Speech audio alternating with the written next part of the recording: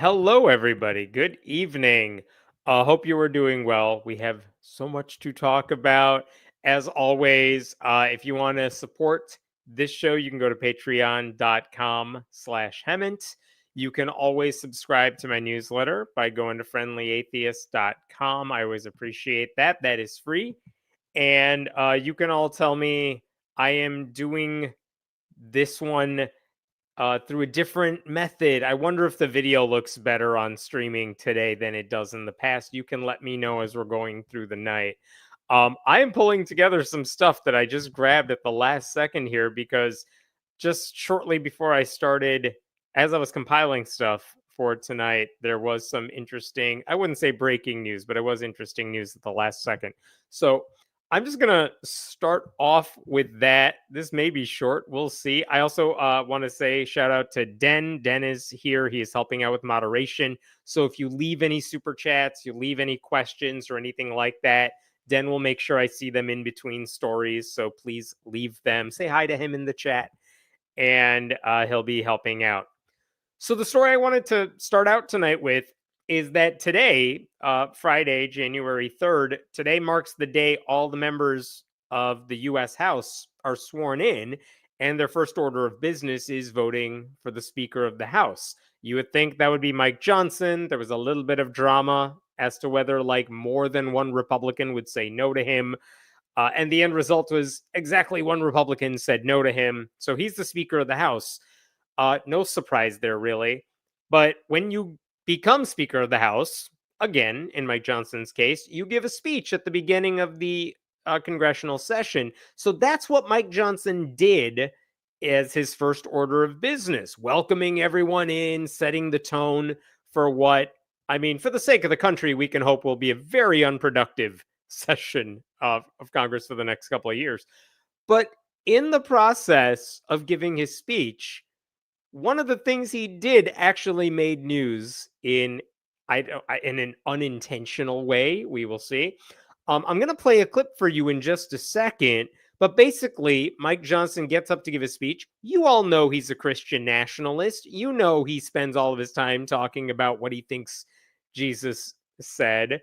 He has to work God into every speech and every action he does. Well, what did he actually say during the speech? I'm going to show you a clip of what he said, and then we'll talk about it. It said right here in the program, it says right under my name, it is said each day of his 8 years of the presidency and every day thereafter until his death, President Thomas Jefferson recited this prayer. Let me just read you that prayer. It goes like this. Thomas Jefferson's Prayer for the Nation, it's entitled. Almighty God, who has given us this good land for our heritage, we humbly beseech thee that we may always prove ourselves a people mindful of thy favor and glad to do thy will, of which we ask through Jesus Christ our Lord. Amen. That was Thomas Jefferson's prayer. Yeah. They all clap for Thomas Jefferson's prayer, which Mike Johnson felt he had to introduce to remind everybody of how godly Congress needs to be or something. And as you could tell from the end of that, he got a lot of applause. Here's the thing about this prayer for peace that Thomas Jefferson said. I don't know where Mike Johnson got it from. No one has asked him, how did that prayer end up in your speech here? But if you go to the website for Monticello, which is Thomas Jefferson's historical place, they actually have an entire section on the prayer Mike Johnson gave, and it's in a section called Spurious Quotations. And they say, look, a number of sources attribute a national prayer of peace to Thomas Jefferson, and the next 4 paragraphs there are exactly what Mike Johnson read verbatim, including at the very end, suffer not our trust in thee to fail, all of which we ask through Jesus Christ our Lord. Amen. Which, again, if you know anything about Thomas Jefferson, I don't know, doesn't really sound like anything he said. More on that in a second. Also, what, did he say that before interacting with his slaves? I don't know. But look at the next little bit here. We have no evidence that this prayer was written or delivered by Thomas Jefferson. It appears in the 1928 U.S. Book of Common Prayer and was first suggested for inclusion in a report published in 1919. And if you know how time works, Jefferson was dead long before then. So Jefferson didn't write this. We don't really know why it's attributed to Jefferson, but this is probably not a Jefferson original. And look at the bottom. I love this last paragraph here. Ultimately, here we go. Ultimately, it seems unlikely that Jefferson would have composed or delivered a public prayer of this sort. He considered religion a private matter, and when asked to recommend a national day of fasting and prayer, replied, I consider the government of the U.S., as interdicted by the Constitution, from intermeddling with religious institutions, their doctrines, discipline, or exercises. God, I hope I pronounced those words correctly. But basically, Thomas Jefferson was pretty big on the church-state thing. He's the guy who wrote that letter to the Dansbury Baptist Church, where separation of church and state as a concept began. He is the guy whose own Bible, the Jefferson Bible, Thomas Jefferson took like a knife to and cut out all the supernatural BS because he didn't believe any of that stuff. You think that guy gave a prayer where in Congress where he's like honoring Jesus? Doesn't really seem like it.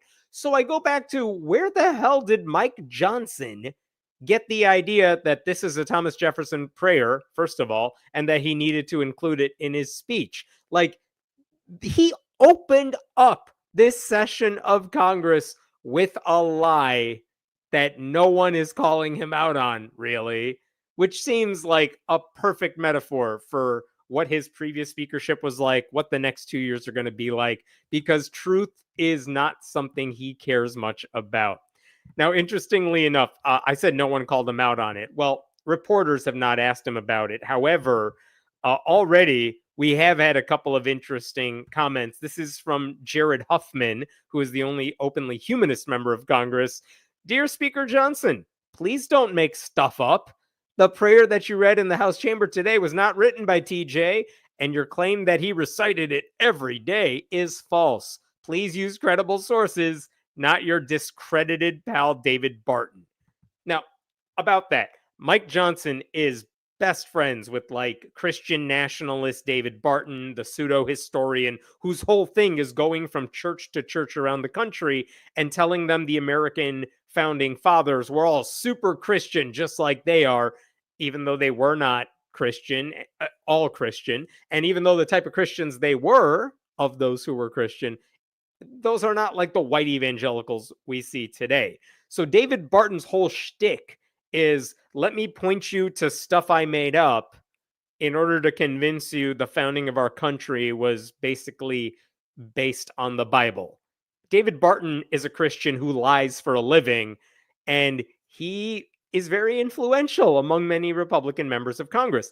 That said, I was curious, where did Mike Johnson get this idea that this prayer came from Thomas Jefferson? And the truth is, I didn't do like hardcore research into this, but I actually could not find at first glance David Barton spreading that particular lie about Thomas Jefferson. I couldn't actually find this.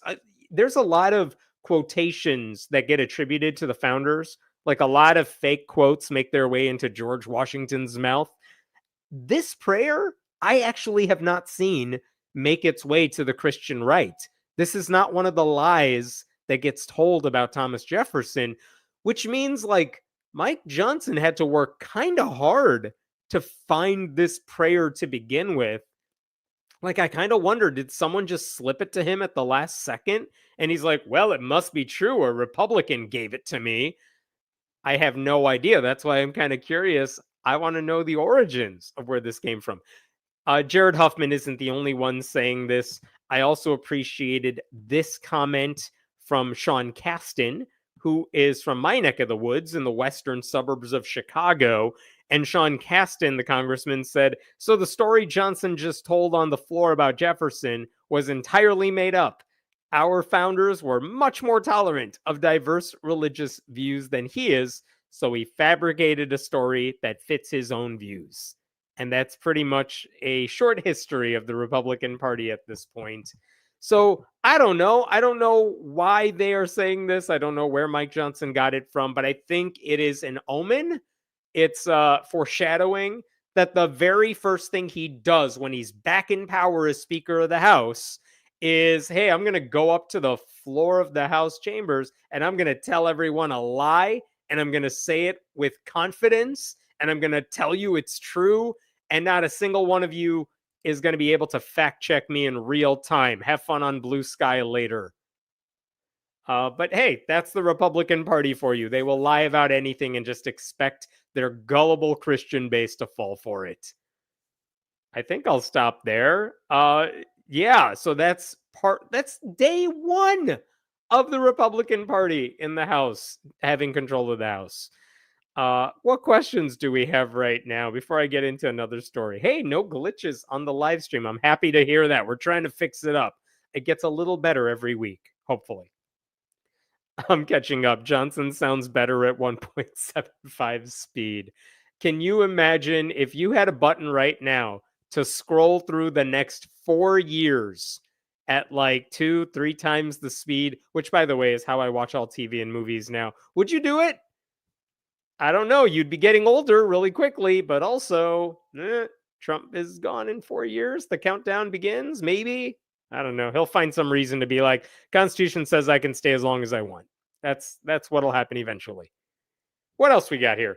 So desperate to fabricate up those American Christian roots we hear about so much. You would think if America were actually founded as a Christian nation, they wouldn't have to work so hard to come up with new lies about what the founders said, right? Like they have to really dig to find fake quotations. And if they have to work that hard to do it, maybe the nation was never intended to be a Christian nation to begin with. Well, I don't know. How come Mike Johnson is like the one guy who doesn't seem to understand that? Johnson just wanted to pray. Honestly, I know you're right. I think that's true. But if he just wanted to pray, if he just said, hey, everyone, I'm up here and I'm just going to lead everyone in prayer because in this room, we are all Christians or we don't matter. If he just said that, I'd be like, well, I don't like this, but yeah, that's you. That's your party. But the idea that, no, I'm going to point to a lie and pretend it's true, that takes effort. You have to try to be that deliberately obtuse about stuff. This video is so much better. Yay. Glad we got it sorted out. We'll see. You say that now. Give it 5 minutes and it'll all break down real quickly. We'll see. All right. Thank you so much. Sign up at the newsletter while I pull up stuff here. I have a couple updates for you. All right. Let's talk about Jerry Coyne and FFRF again. Now, last week, I made a video because I'll try to sum this up and I'll leave a link for the original video down below here. What happened is that Jerry Coyne, the biologist who wrote books like Why Evolution is True and Faith versus Fact, which is all about how religion and science are not compatible, which, by the way, I will say, I think those are good books. He actually published an anti-trans article basically denouncing trans people, dehumanizing them, and all of that. And I'll run through a couple of things he said that I'm really not happy with. But he wrote this anti-trans article. And even worse, the Freedom from Religion Foundation, a group I really like, they published it on their website. And I don't know what FFRF was thinking, but someone at FFRF, from what we know, one of the co-presidents of the group, decided to post this on their website. Now, really quickly, there was a lot of backlash. FFRF took down the post. They put up a different article saying, hey, everybody, we support LGBTQ rights. But they didn't actually explain what Jerry Coyne said that was problematic. That's on them. And they didn't really explain how Jerry Coyne's piece ended up on their website. So that's all very strange, and FFRF has some explaining to do. But anyway, a lot of backlash about that because in his piece, Jerry Coyne said a lot of things that we should all be disturbed by. He tried to argue that gender is just binary and it's not complicated and anyone implying that anyone who says they're trans is just lying to themselves. But as I mentioned in that previous video, even going beyond the chromosomes are all that matter argument, Jerry Coyne also argued that trans women are more likely to be sex predators than cisgender women, which has no basis in reality. He was actually using like misleading statistics to make that argument. And then he said trans women should not be allowed to compete in women's sports. They should not be allowed to be counselors at women's shelters. And they should always be placed, if they're guilty of a crime, they should always be placed. Sorry, let me correct that. They should never be placed in women's prisons. And again, we can go through all of those. I tried to do that last week as to why that's so problematic. I wanted to give you some updates. Give me 1 second here. I wanted to give you some updates as to what's happened since he posted all that garbage online. And there's a few specific things I wanted to mention. I'm going to play you a clip first. This comes from our old friend, David Silverman, who used to be the president of American Atheists. And then he was accused of sexual misconduct. And then he basically imploded. And now he's like the advisory board leader for a right-wing MAGA atheist group. But he posted a video this week where he's basically saying, I will play you a short clip of it, and then we'll talk about it. Ladies and gentlemen, we are about to have an onslaught of school prayer. We are about to lose so many wars because our absolutely fucking incompetent atheist movement decided a few years ago that once you get the Democrats in charge, they would never, ever, ever be a Republican in charge again. So they decided to tell all the Republicans to fuck off. And now the entire atheist movement has zero friends, zero Republican friends. The Secular Coalition for America. It's been in business since 2002. How many Republican friends do you have over there? Is it zero? How about you, American Atheists? How about you, American Humanist Association? Do you three organizations combined have a grand total of zero Republican friends? Between the three of you, is it true that you have zero friends in power right now after all those years? And is it true that you did that deliberately? The three organizations abandoned atheism for leftism. You abandoned us. And here we are at our moment of need.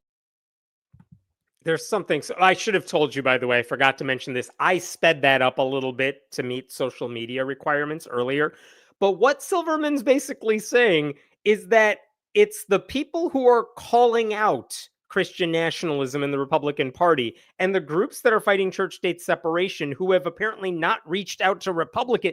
It's their fault that our country is heading down this theocratic path, which makes absolutely no sense because the people who have been critical of Donald Trump and critical of Christian nationalism have also been filing lawsuits to stop Christian nationalism and to protect church-state separation. What has Dave Silverman and his right-wing MAGA atheist group been doing?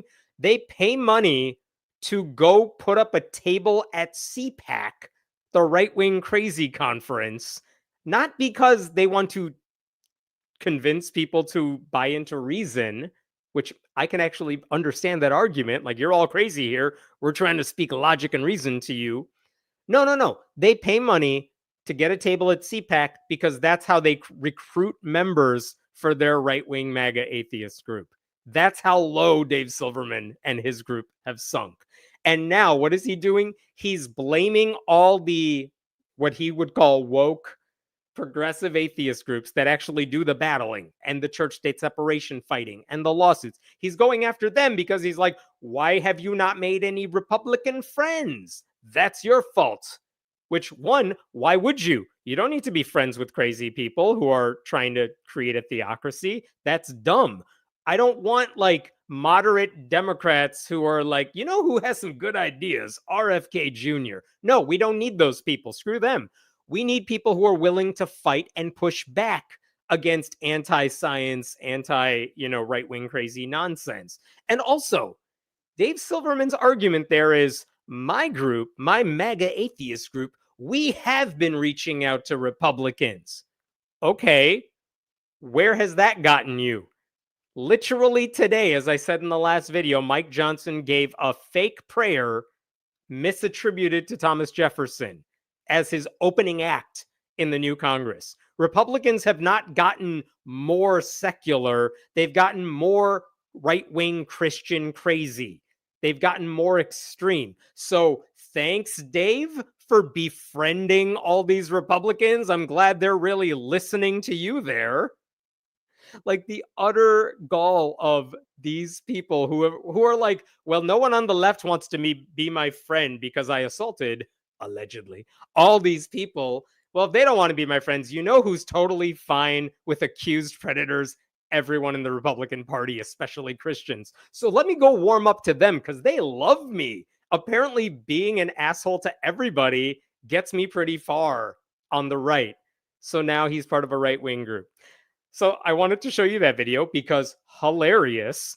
And also because Silverman's group, one of the things that has happened since Jerry Coyne's article was taken down, and I mentioned this last week, Jerry Coyne and Richard Dawkins and Steven Pinker, all of whom are like on the anti-trans side of the universe, they all resigned from the honorary board of the Freedom from Religion Foundation.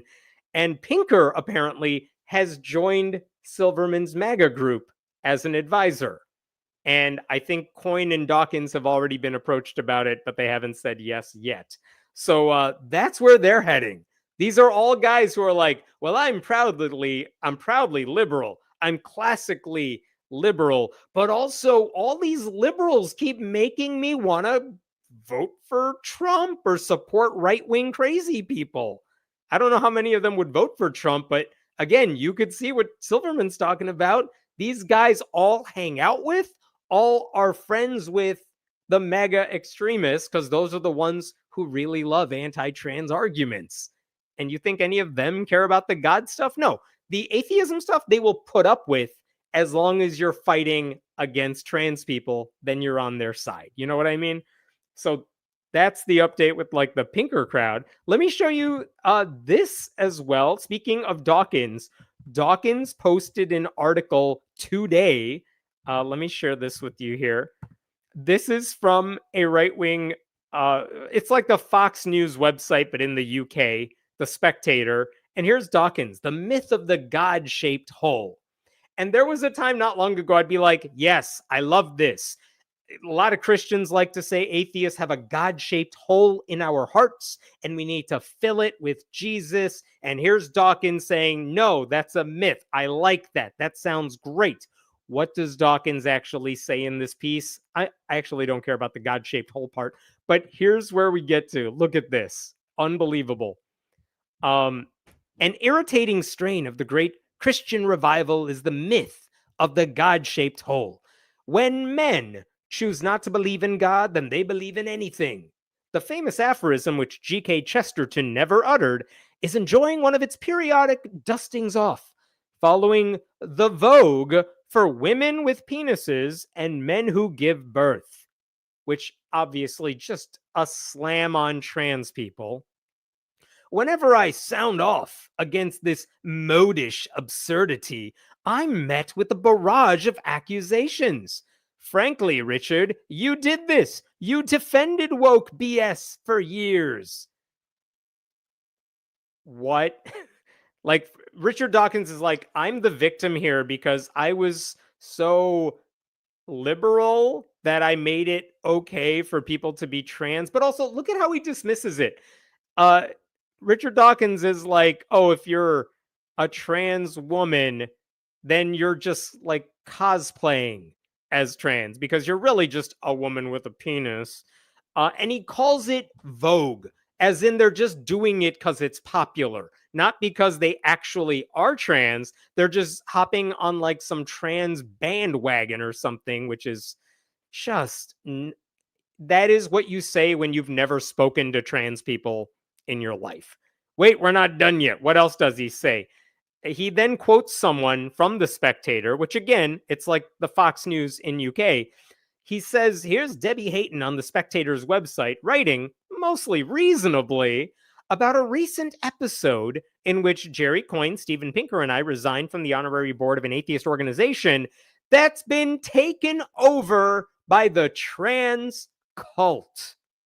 We'll just stop there for a second. He thinks FFRF, the group, by the way, the group that posted Jerry Coyne's anti-trans essay and has received a lot of well-deserved criticism for doing that, he thinks that group has been taken over by the trans cult. What is the trans cult? We you know what he's talking about, because obviously there's no cult. He's just talking about people who support trans rights and trans people.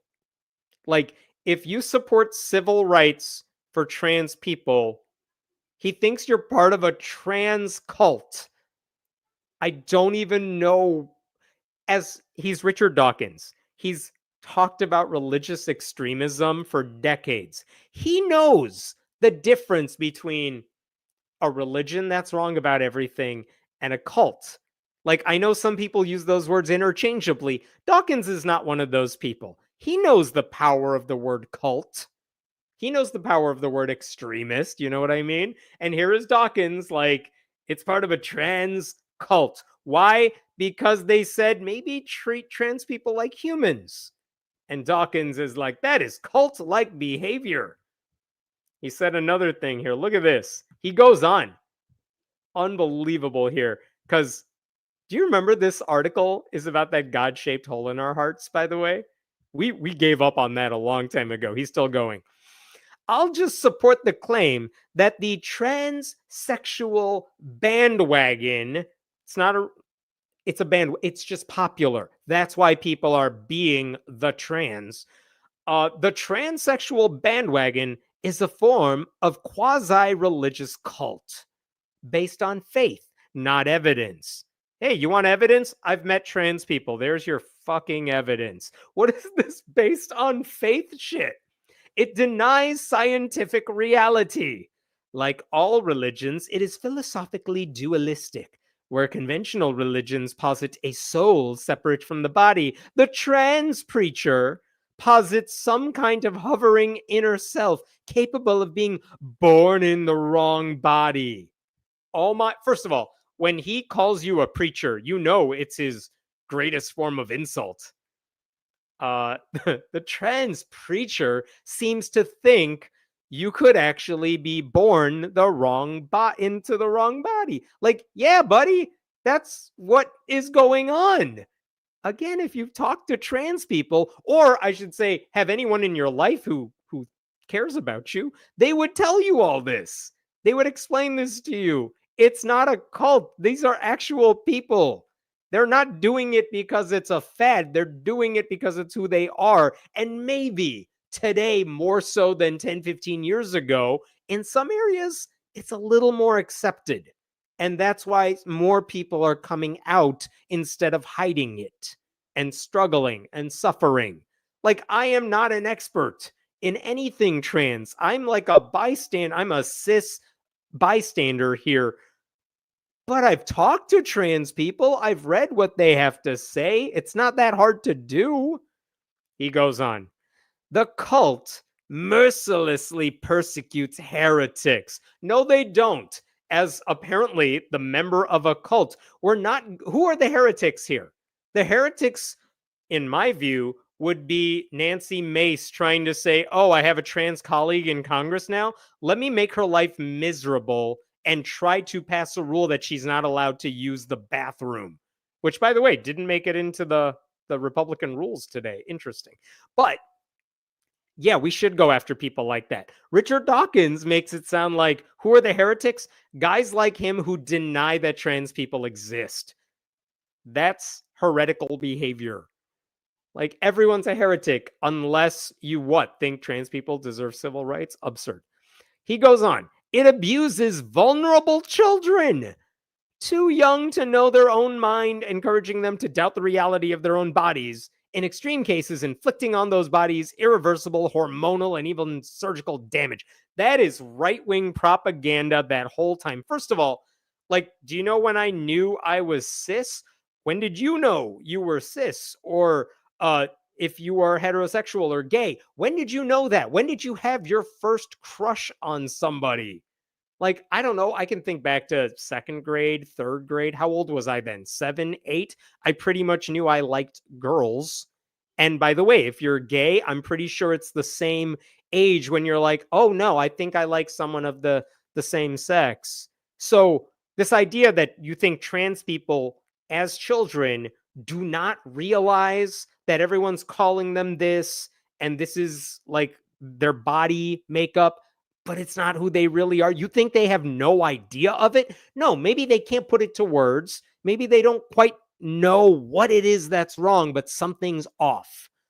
And if they're younger today, maybe because people are speaking out about it, maybe they have a better idea that this actually describes me perfectly. So, this idea that children are too young to know their own mind, fine, Richard, tell us what age you think you would be okay with someone saying he or she is trans. He doesn't have an answer for that because at no age would he be okay with that. And then he says, in extreme cases, they're inflicting on those bodies irreversible hormonal and even surgical damage, which makes it sound like teachers are encouraging kids to be trans. That's not a thing. Or doctors are saying, hey, you're having doubts about your gender. You know what I have for you? Here's a puberty blocker. That's not how it works in any case. Like, these fools are just making up things and spreading the lie. You remember, this has maybe gone out of style today, but when marriage equality was a thing and gay people were starting to come out, there were all the talking points about how uh, older gay people were trying to recruit younger ones because they can't have biological kids of their own. And of course, that's a lie as well. Here's Dawkins doing the same thing, suggesting that adults are trying to trans children, even though they don't want to be, even though they're not ready for it. None of these people could ever explain to you the number of hurdles trans kids and maybe accepting parents have to go through to get any sort of hormonal treatment. They're not doing these irreversible surgeries when the kid's like a child. And if it happens, it's in very rare cases where there's a lot more nuance that these guys are not familiar with. And then one more paragraph here.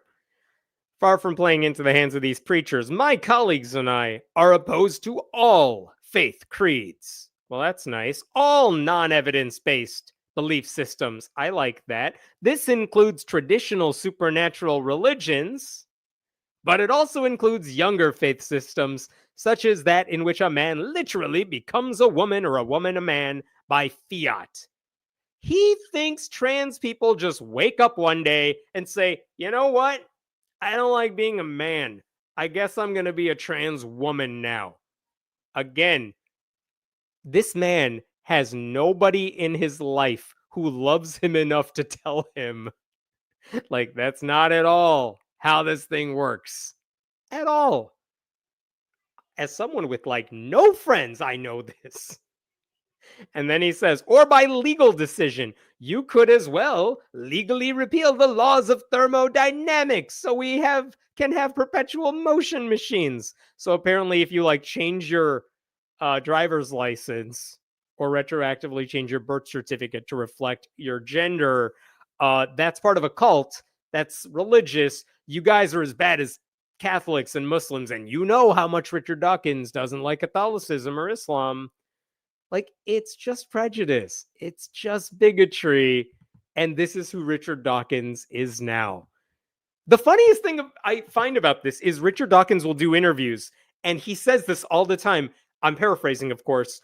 Why do people keep asking me about trans people? I want to talk about evolution. I want to talk about biology, but they keep asking me about trans people. Yeah, Richard, you know why? Because it's all you talk about. He wrote this essay apropos of nothing, and all he's doing is shitting on trans people and saying they're part of a cult and that allies of the trans community belong to some, what did he say, quasi-religious organization, and they just believe trans people wake up one day and change gender. Like, again, not at all how it works, but that's Richard Dawkins today.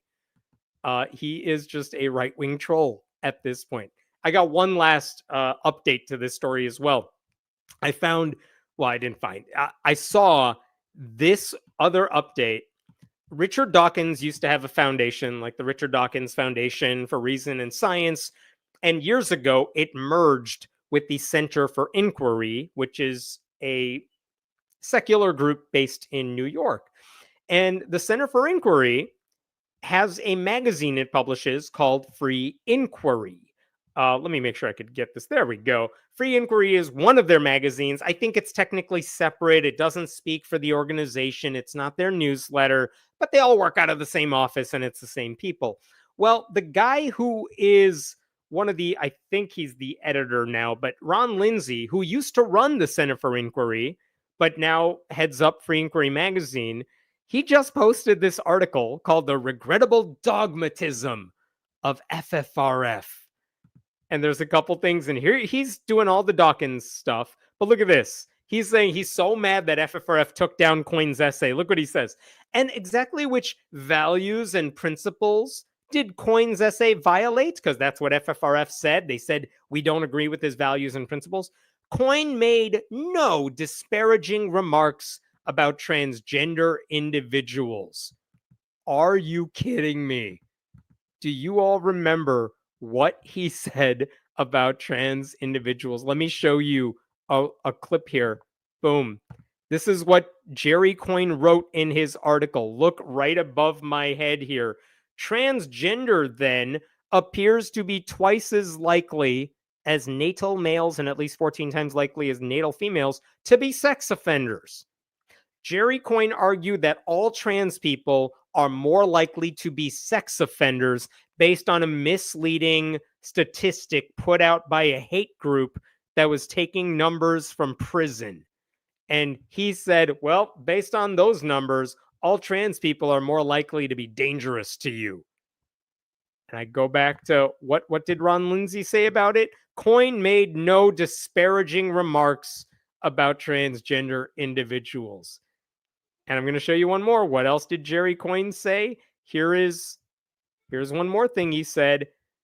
Look at the bold. Transgender women, for example, should not compete athletically against biological women, should not serve as rape counselors and workers in battered women's shelters, or if convicted of a crime, should not be placed in a women's prison. And Ron Lindsay says Coyne made no disparaging remarks. What are those then? Like, that's straight up bigotry. And Ron's like, he didn't say anything I found wrong. What else do we have here? That wasn't what I wanted to highlight. Here we go. Look at this. American society needs an open, temperate, balanced discussion of some of the issues presented by the transgender phenomenon. He too is arguing this is some sort of fad. And that, hey, we should have a debate on civil rights, humanity of trans people.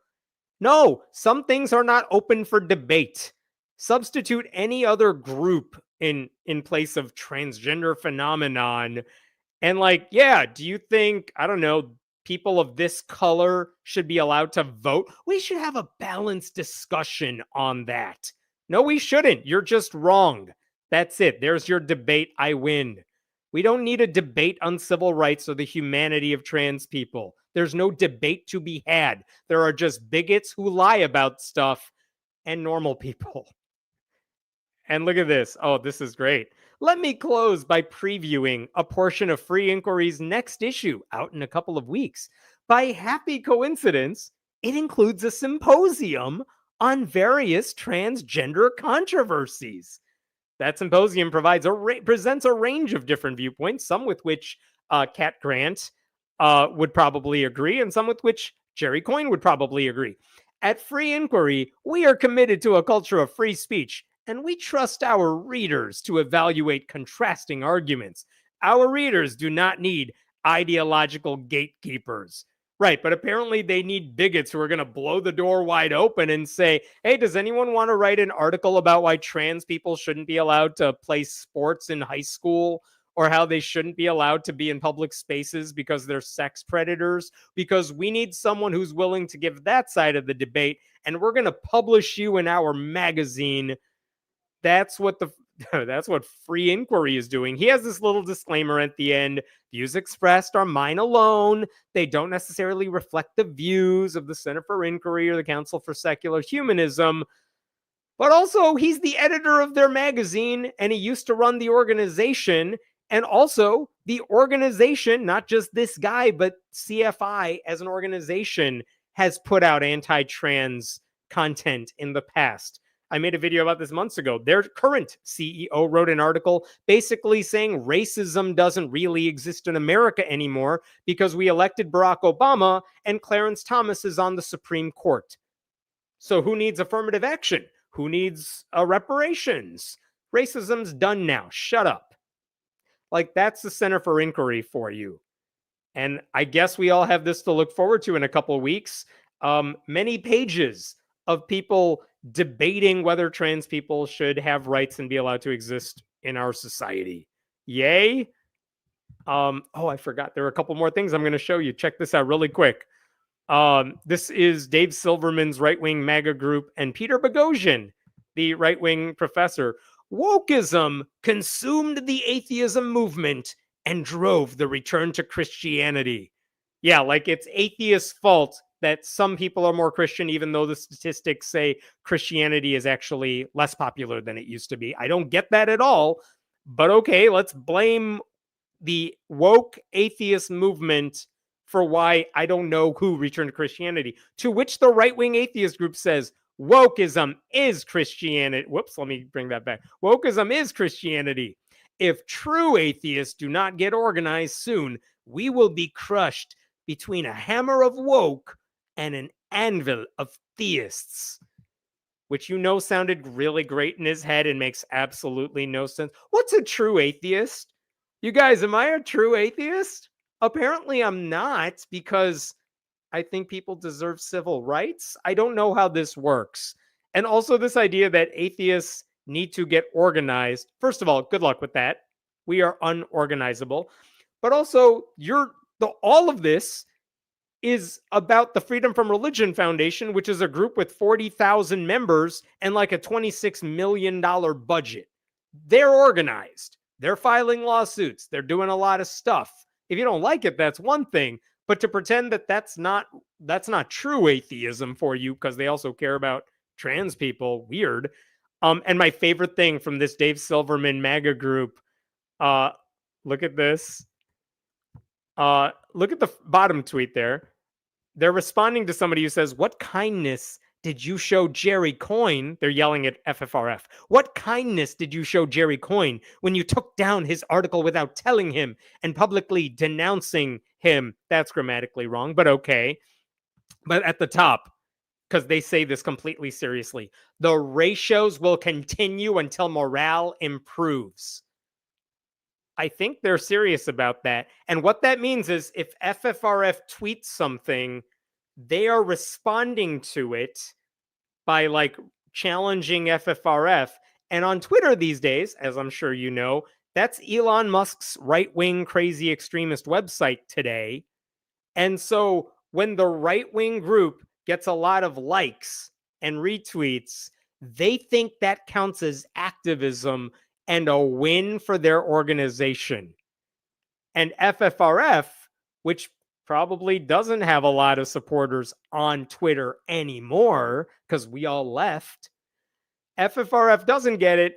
And this group is like, yeah, we're doing activism right because we get more hearts on our troll posts than you do with your actual activism. Therefore, we must be doing it right and you're doing everything wrong. Support us so we can go to CPAC. The ratios will continue until morale improves. Maybe the dumbest thing I have seen from an organization that thinks David Silverman should be their advisor. Oh my God, it's glorious. This thing is just unmasking the worst people, and they're showing their entire ass, and it's kind of funny. I mean, it's totally sad. Like, your heroes suck. But also, yeah, I'm glad this shows people just how monstrous some of these guys are. All right, let's stop there. What questions, thoughts we have here? One can be pro-trans rights but oppose frauds. including gender versus sex word game scams. I'm not sure what you're referring to, or scams to pretend sociological role models, or I don't know what you mean, so I'm going to skip this comment. What are your thoughts on the future of atheist nonprofit organizations in the wake of recent events? Thank you for that donation. What are my thoughts on the future of atheist nonprofit organizations?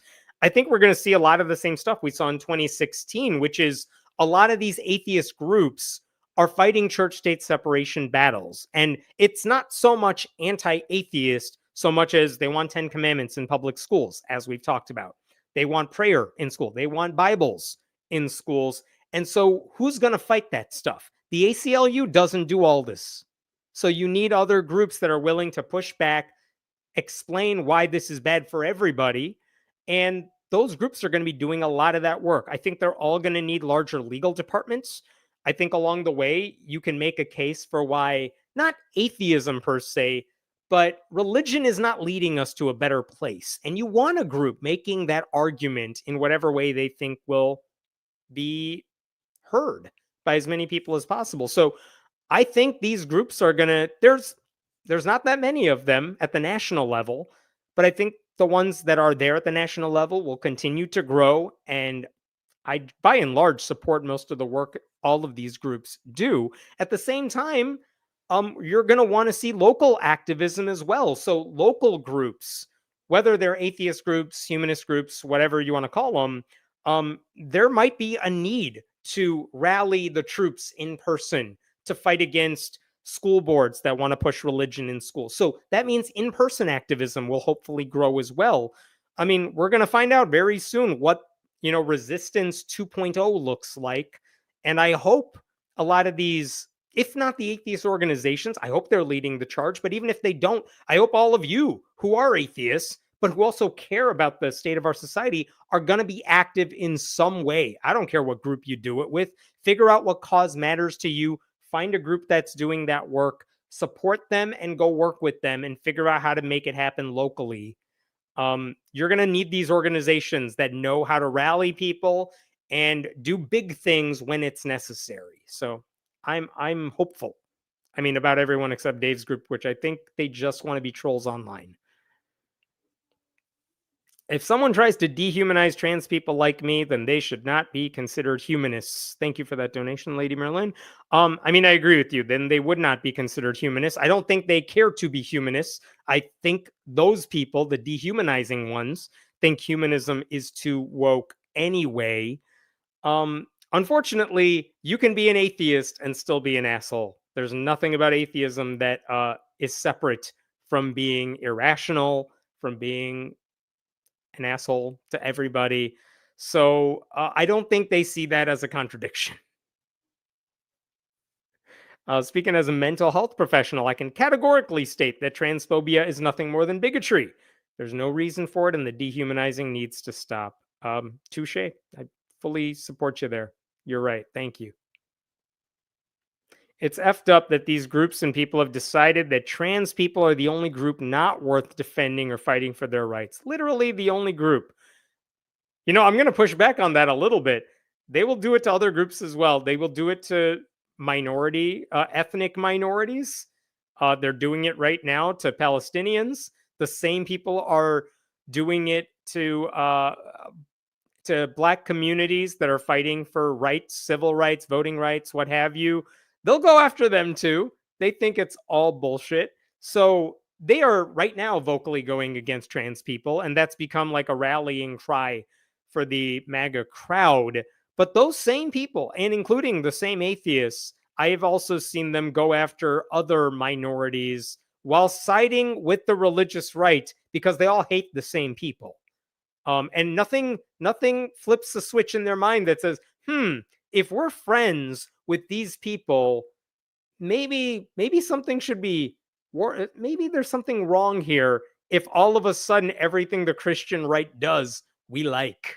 Because that is essentially what they are doing now. And they think being an atheist gives them a seat at the table, when really all those other people are like, wow, we can just keep doing everything we've been doing in the name of Jesus, and you guys are just on board with it? Great. Bye. We don't care what you have to say, but thanks for your votes. Like, these atheists are being used by the religious right, and they're too dumb to realize what's happening. Atheist movement? Since when was atheism a monolith? Are we playing this game again? Atheism is not an ideology, it's a rejection of one. I mean, that is true. It's the dictionary definition of it. However, if you are an atheist in this country, how does that come into play?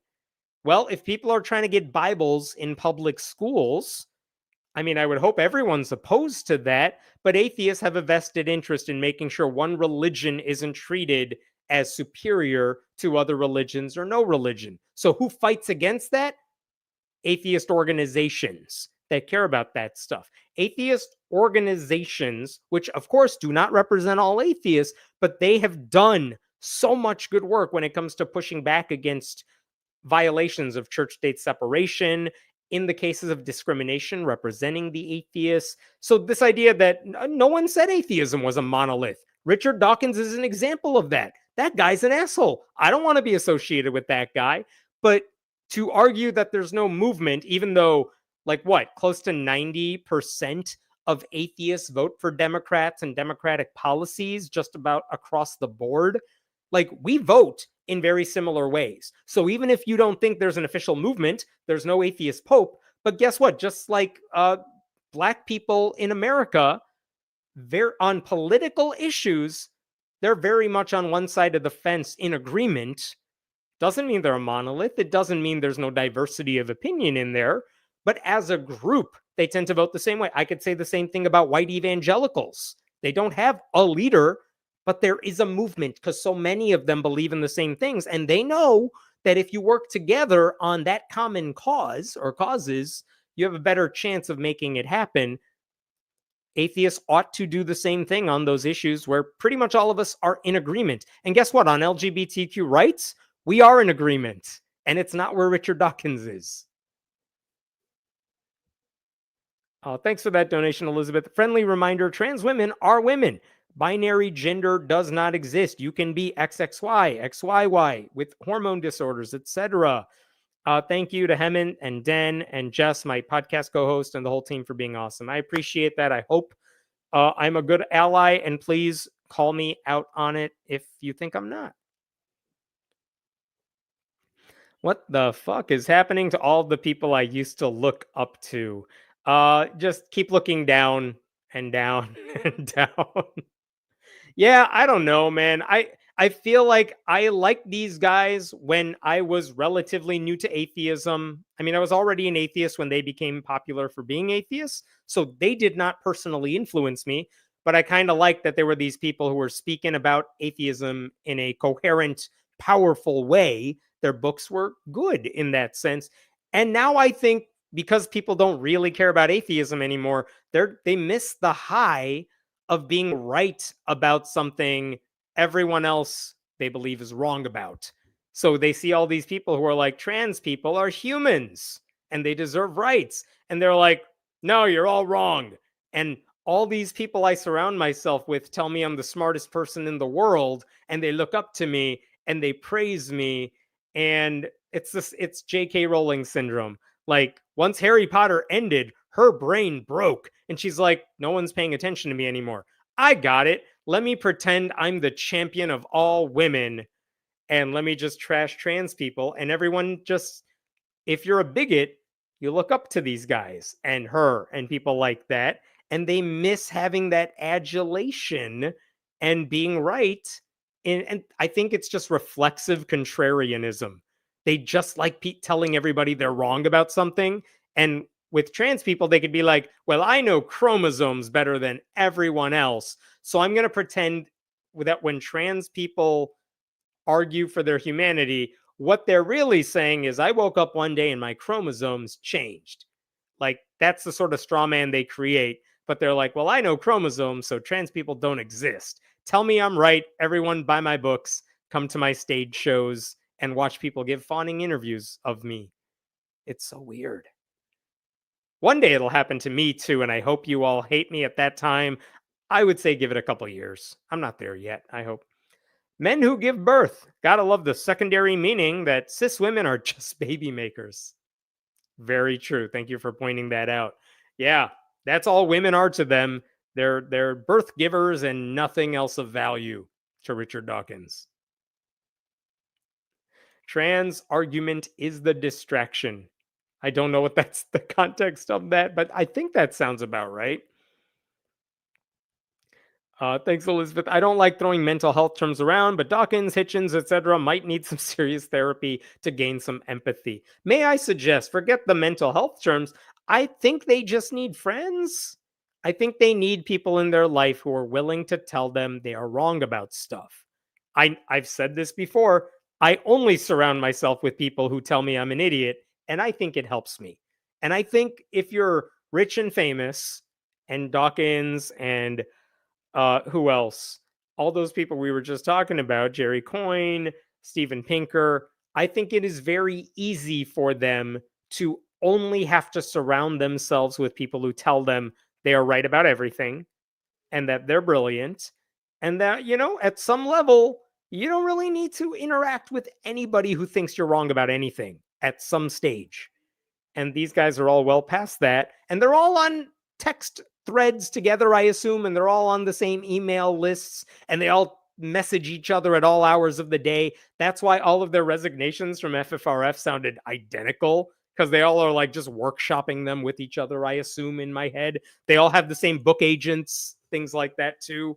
So like these guys are all buddy, and they have no friends outside their little close inner circle where they all just, I assume, hang out all the time and just tell each other, no, you're brilliant. I'm brilliant? Well, yes, but you're brilliant. I assume that's just what they do all day. Letting that article post and then taking it down, talking about Jerry Coyne's, I assume, and then apologizing for it, got 3 shitty people to up and quit. I may not like the method, but I can't argue with results. That is a fair point, though I wish FFRF had actually done the duty of kicking those 3 people off their honorary advisory board. And here's what I'm looking for in like the week ahead. I want to see if FFRF actually responds in depth to why they posted Jerry Coyne's article and why they took it down. You can't just say, it didn't match our values. Tell me what he said that you think he got wrong so that we know where you stand on these issues. Or is it, because right now, Coyne is just arguing they were afraid of like the woke mob. It was cancel culture. Like, no, FFRF, tell us what he said you disagree with so we know how you stand on these issues. Also, I am curious if they're going to replace those 3 guys on their honorary advisory board with 3 other people. I want to see who they replace them with. Are they people we can actually respect? I hope they do that. I think Matt Dillahunty today just put out a video. I haven't seen it yet, but I think he's basically arguing FFRF needs to do some apologizing today as well. So, yeah, I mean, can't argue with the results, but I would like to see better and more from FFRF.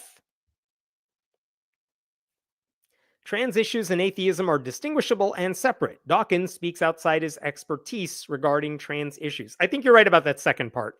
Dawkins is speaking outside his expertise, but again, he thinks he's brilliant on one. He is brilliant on one thing, which is explaining evolution, and he assumes that gives him license to pretend to be an expert on everything. I would argue there's actually, I know what you're saying about trans issues and atheism being separate, but I go back to, there are people who are like, atheists need to stay in their lane, stop talking about abortion, stop talking about feminism, stop talking about LGBTQ issues. Well, who do you think is opposing feminism? And who do you think doesn't want women to be independent? It's a lot of religious conservatives. Who do you think is against abortion rights? Religious conservatives. And those are the arguments they use when they say we should ban abortion, because the laws they write say life begins at conception. That's a religious idea, not a scientific one. So you could say these are all separate areas, but to me, they are using religion to enforce their policies. So as atheists, we have an obligation to push back and say, you don't represent what I believe about these things. So at some level, civil rights, women's rights, reproductive rights, all that stuff, those become our issues because religious groups have made them our issues. So I know what you're saying. They're distinguishable and separate, But if we're not going to stand up for what we believe in, and I know we don't all believe the same things, but most of us believe in this stuff, we got to make these our issues, because it's the logical extension for what happened. Like, if you're an atheist, then why are you even watching this? Right? If you don't believe in God, I'm not here to convince you God doesn't exist.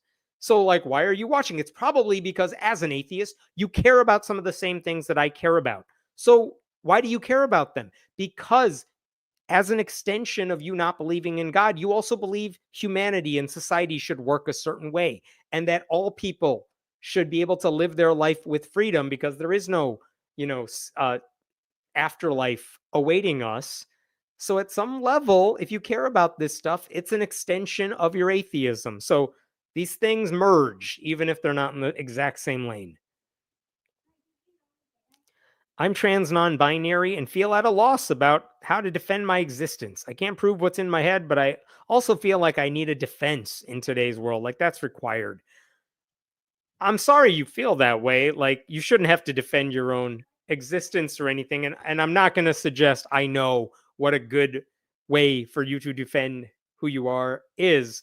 But again, this is the whole thing. Like, you shouldn't have to defend who you are. You're not doing anything wrong. But there are people, and Dawkins and Coin are now part of that group that demands they know you better than you know you. And again, who's going to stand up for our trans friends, right? We need organizations. We need individuals who are willing to say Dawkins is full of shit and Coin is wrong, and groups that use those guys and keep them on their advisory boards or whatever are also, they have problems that they need to fix. So, sorry you feel that way. I don't think you should have to defend your existence. And I hope all of us in the position to be able to defend your rights and humanity are using whatever platform we have to do that. These religious gender police are trying to define binary gender roles in law with this bill. I don't know which bill you're talking about. It's so disturbing. You're probably right. I mean, there are laws trying to define gender roles. I don't know specifically which one you're talking about, but I wouldn't be surprised if that is true. Defective Barbie pointed out HR 9218 codifying by gender roles. Is that Nancy Mace saying, like, the bathrooms in Congress only need to be... Defective Barbie could be any one of, like, 4 Republicans. I'm not sure which one we are talking about right now. Defective Barbie right here. There we go. Pointed out codifying. Oh my God, I'm so confused. I'm sorry. We'll go back. You'll figure it out. I don't know which bill that is. I'm sorry, off the top of my head. Rowan says, I hope that atheists get more involved with in-person activism and getting their voices heard. I had some luck writing an opinion for a local paper. By the way, I read Rowan's article. I forgot which paper that appeared in, but it was an essay arguing for a lot of these issues. And Rowan, maybe you could share the link in the YouTube comments so that people can see that article. I thought it was well written, but this is the point. Yes, in-person activism makes a difference. Doesn't have to be with an atheist group. Do it with whatever local group supports the causes you support. And yes, write letters to the editor. Post things on Facebook that people can share. Because if you're just thinking it in your head, you're not influencing anybody else. And you never know who you might be influencing, you know? Anything else there? I'm not an atheist, but I do not like religious hypocrisy and think that people need to find their own way where spiritual identity is concerned. Fair enough. I mean, hypocrisy sucks. And I feel like I don't care where people end up with when it comes to religion and whatever their spiritual identity is. I might think you're wrong. I just feel like that's such a low priority on my list of things that make me mad these days. And so, like, yeah, you do you, be a good person. We can argue about religious differences over beers later on. Doesn't concern us right now. There's more important issues to deal with. So yeah, I'm right there with you in that sense. I've always appreciated that you made sure you were being respectful to me about identity pronouns. Thanks so much. I appreciate it. And again, thanks for all the work you do. I will screw up, by the way. Hope you know it's not coming from a place of malice. All right. sign up for the newsletter. Let me pull up some other stuff here. I actually have some like good-ish news, maybe. Let's talk about something that's not those guys. Okay. New Congress today marks the first day of the 119th Congress, and every 2 years we find out the religious makeup of Congress. And the way they do that is there is a media outlet called Congressional Quarterly, and they have their magazine called Roll Call, and they basically give all members of Congress like a questionnaire, and they say, fill it out. And it includes questions like, what religious label do you use? And that's great, because every 2 years, then we get a list of everyone's religion in Congress. And I was looking at the article CQ Roll Call came out with earlier this week. And it said religious landscape of new Congress features noticeable partisan differences. Well, that's not a surprise. Republicans are overwhelmingly Christian. Democrats have some variety. But I was reading through this. There was one part of this that surprised me. Check this out. A small but growing number of Democrats identify as non-religious. Really? Incoming Washington Representative Emily Randall told CQ Roll Call to list her religion as none, while future Representative Yasemin Ansari of Arizona identifies as agnostic. California Representative Jared Huffman remains Congress's only self-identified non-religious humanist. So that's very interesting, because let me take you back 2 years. How many openly non-religious members of Congress were there? There was Jared Huffman, who was openly humanist, and his label was humanist, and it was kind of exciting from a nerdy wonk perspective to see humanist as a religious label, because no one has ever said that, at least in recent memory. And that was it, except there was one senator, Kyrsten Sinema from Arizona, who listed herself as unaffiliated. And Sinema is a train wreck for so many reasons, and she's no longer in the Senate. Thank goodness. So to hell with her. But that was it. There were 2 people in all of Congress who were openly non-religious and willing to say that on the record. It was Huffman in the House. It was Sinema in the Senate. And again, going back to this article, they're saying, oh, there is a small but growing number of Democrats identifying as non-religious, not just Huffman, but these 2 other Democrats. Very interesting. So that came out earlier this week, and I was really waiting for the Pew Research Center to come out with their full report, because they get all the data and they have the list. And I'm like, what is it going to say? Couple interesting things before I show you what Pew found today. I found an article from Phoenix Magazine from November 1st. So this is right before the election. And they actually did a whole profile on Yasemin Ansari, that Arizona representative. She ended up winning the election. She said she's agnostic. But check this out from the article. I did not know this. This was not on my radar. Here we go. Despite a potential surface assumption, Arizona will not be electing its first 2 Muslim congresspersons come November 7th. Ansari's grandparents fled Iran after the revolution of 1979, and she says her family generally left religious practice behind in the trauma. I actually consider myself agnostic. I respect everyone's faith, but I do not personally practice one. Holy crap, that's an incredible story and very interesting for any congresswoman to say out loud. Previously, Ansari was sworn into office as a Phoenix City Councilwoman with her hand not on a book of scripture, but the Arizona Constitution. This is not a common practice, but it mirrors the decision of Kyrsten Sinema back when she was not a train wreck, a self-described Mormon apostate, to be sworn into Congress with her hand on the U.S. Constitution in 2013. I remember when she did that. I remember seeing that picture and thinking, this is amazing. This woman is going to be such a progressive force for good. And wow, that take did not age well one bit. But here we go. Ansari is agnostic. She has this family history of escaping religious trauma. That is an incredible story. I can't believe I didn't know that before this week. And actually, Emily Randall, that congresswoman from Washington, this is an article about her from The Advocate.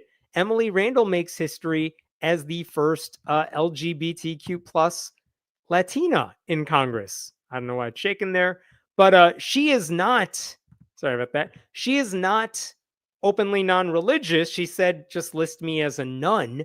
But I think this is pretty cool too. She's a pretty progressive person there. So I found that really interesting too. I was not familiar with her. So let me tell you about this Pew Research Center. They released it late yesterday, and I've been poring over this data. There's so much information in here. Check out some of this stuff I want to show you. This is the religious makeup of the 119th Congress. I'll remove myself here. Take a look at the House at the top. Yes, you have a lot of Protestants on the left there.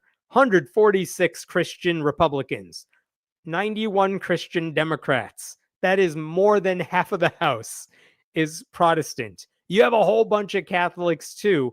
And then on the far right of this graph, you have the non-Christians, very much on the far right of that graph. And you can see the red runs out real quick. Like, look at that bracket right there. You have don't know or refuse to answer. There's a bunch of them. You have Muslim, Hindu, Unitarian, Buddhist, unaffiliated, other. Like, interesting. That's a lot of diversity, and all of it concerns Democrats only. What's happening in the Senate? Lots of Protestants, lots of Catholics, a couple of Mormons, several Jewish people, one Buddhist, and 4 people who did not answer the question. I'll get more specific on that in just a second. But even if that strikes you as like, wow, that doesn't seem all that representative of America, well, you would absolutely be right about that. This is an interesting chart from Pew Research Center where they actually showed the religious breakdown. Look at the raw, it starts with raw numbers, the percentages in Congress, and then what we know about the percentage of that religion in the United States. So look at that Christian line. 86.7% of Congress is some type of Christian, whereas only 62% of US adults are Christian. Christians are overrepresented in Congress, which expected. That is not new information, but there you go. But scroll down a little bit here. This gets interesting. Look at the Jewish population at the top there. Only 2% of the US is Jewish. 6% of Congress is Jewish. Jews are overrepresented in Congress as well. And then we get to the more interesting things. You have a couple of Buddhists, a few Muslims, a few Hindus, some Unitarians, one humanist. There's Jared Huffman for us right there. 3 unaffiliated. This took me by surprise for a second because I just showed you Emily Randall wanted to be described as a nun, and Yasemin Ansari was agnostic, so that's unaffiliated. Who the hell was the third? I'll get back to you on that in just a second. And then you have 21 people who did not want to answer the question. And maybe they have personal reasons. I don't talk about my religion. I'm here representing my constituents, so I don't want to answer it. But the question is, what's the party breakdown there? Are these all Republicans? That seems weird. I could see Democrats saying it's none of your damn business what my religious beliefs are. But that's an interesting breakdown. I can also show you the breakdown by party. Here is the numbers by party. And you can see, once again, Christians, how many Democrats do we have? 74.8% of Democrats are Christian. 98.1% of Republicans are Christian. Oh my God. 98% of Republicans are Christian. They have taken over that party. I know that's not news exactly, but it's wild to give that a number like that. They're all Christian. They're almost all Protestants or Catholics right there. There's your breakdown. Look at this. Among Jewish people, you have 20 Jews in the Democratic Party, 3 Republicans. And then you go down. This is where it gets fascinating. Check this out. How many Unitarians? 3 Democrats, 0 Republicans. Jared Huffman. How many humanists do you have? 1 Democrat, Jared Huffman. 0 Republicans, right? Unaffiliated. 2 that I already mentioned, Democrats. One Republican who's unaffiliated? What? Who? I'll give you that answer in a second. And then most of the Democrats were the ones who said, I don't want to answer the question. 16 in the House, 4 in the Senate, and only one House Republican who didn't want to answer the question for some reason. So that's an interesting breakdown as well.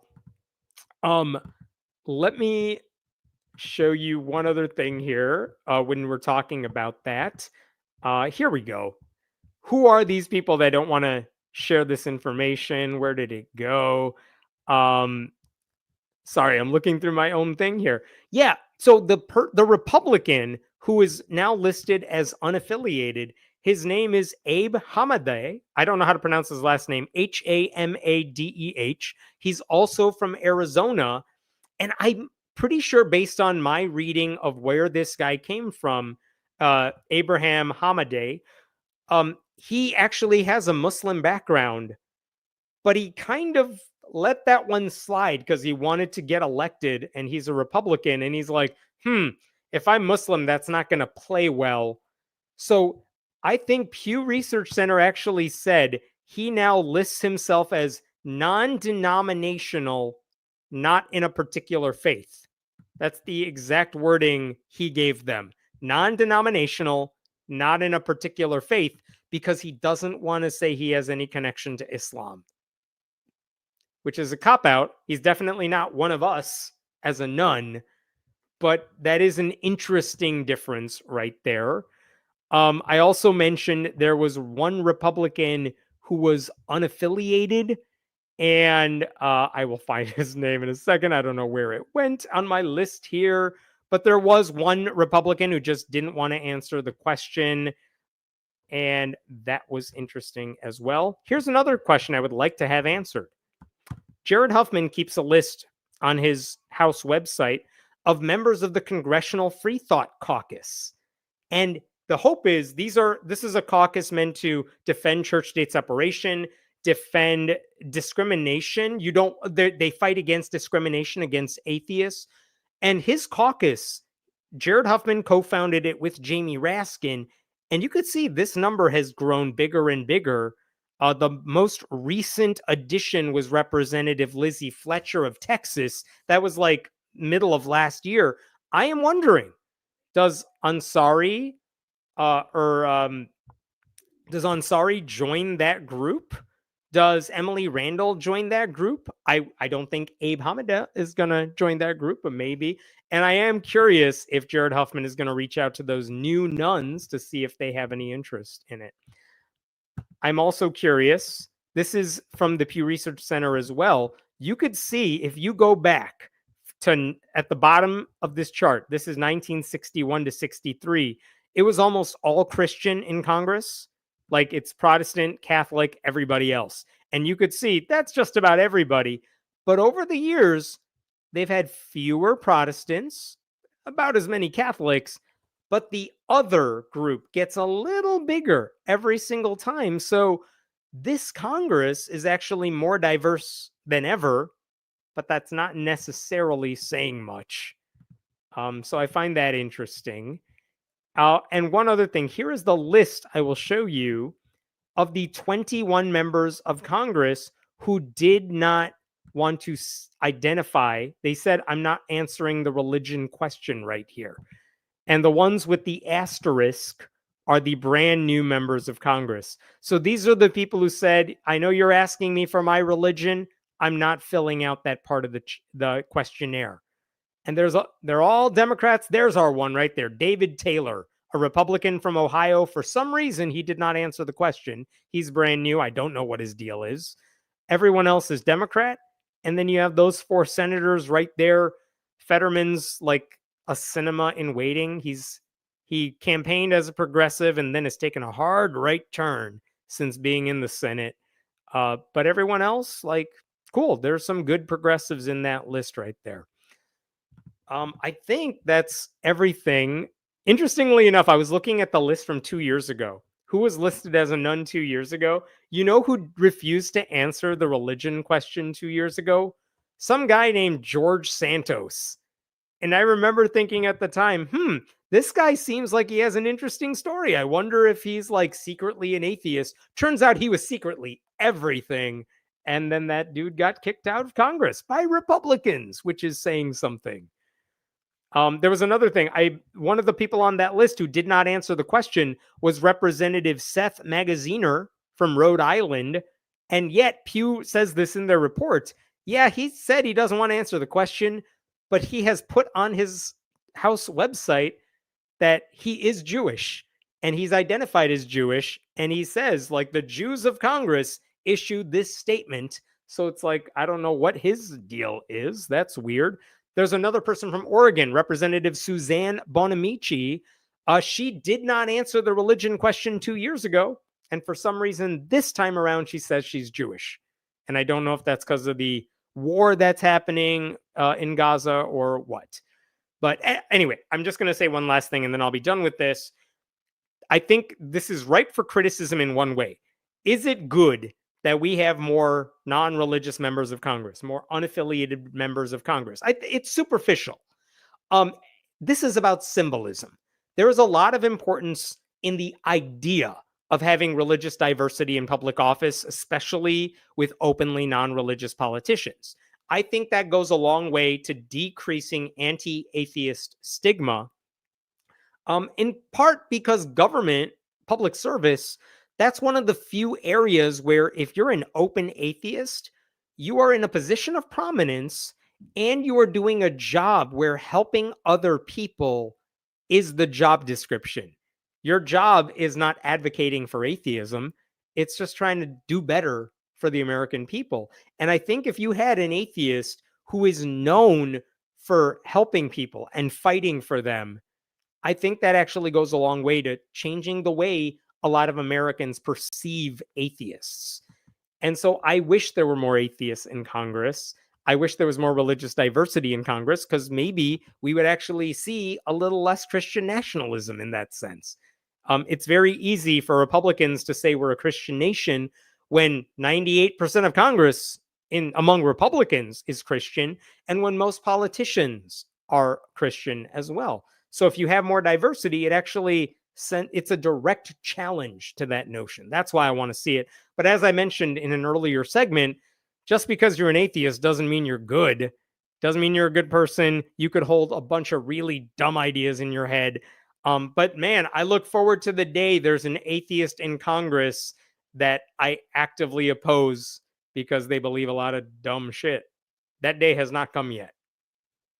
Okay, I'm going to stop there for this story. What other questions we got here? I just want to shout out trans Montana State Congressperson Zoe Zephyr. She's wonderful. Thanks, Just I'll haven't I said hi. Well, hi back to you. And yeah, Zoe Zephyr is a wonderful state representative in Montana of all places. That's exciting to see as well. And hey, this Congress has the first trans person as well, which again, doesn't necessarily mean that person's going to be a great politician, but it is important for representation. So that's a huge deal. Why do we need a debate to understand anyone? That's an argument, not understanding. This is referencing Free Inquiry's soon-to-be trans symposium in the pages of their magazine. I'm with you. I don't think we need to debate human rights. There are some issues that are beyond debate. I think people would say evolution does not need to be debated against creationism because there's no debate to be had. If you want to debate like a specific policy or a specific mechanism of evolution, okay.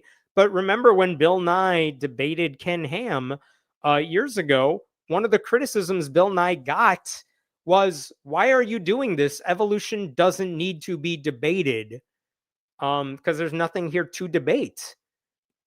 I will say, I have personally heard from people, though, who said they watched that debate and they changed their mind. They went from creationism to accepting science because of that.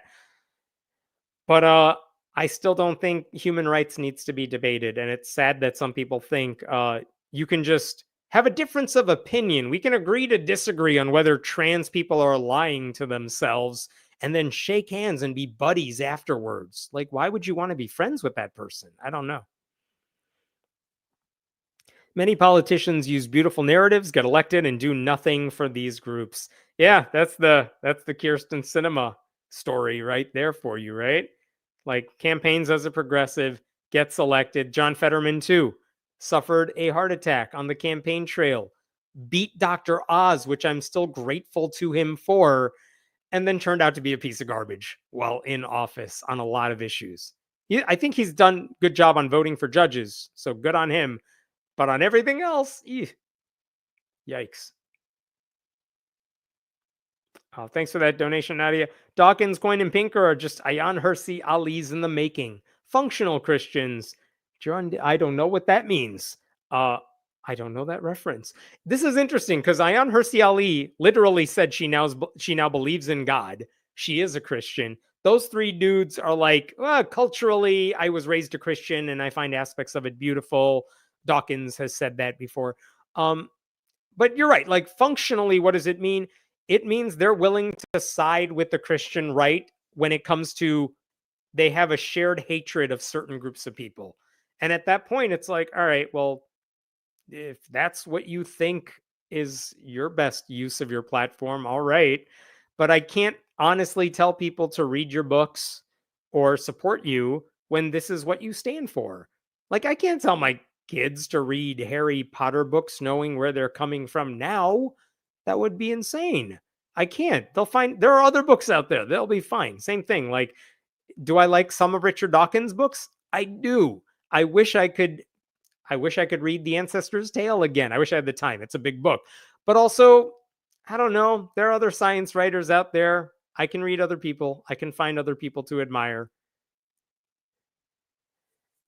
Check out the difference between the small percentage of unaffiliated in Congress compared to 28% of the population. You're right. And I'm sorry I didn't make this point more clear. Like, 28% of the US population has no religious affiliation.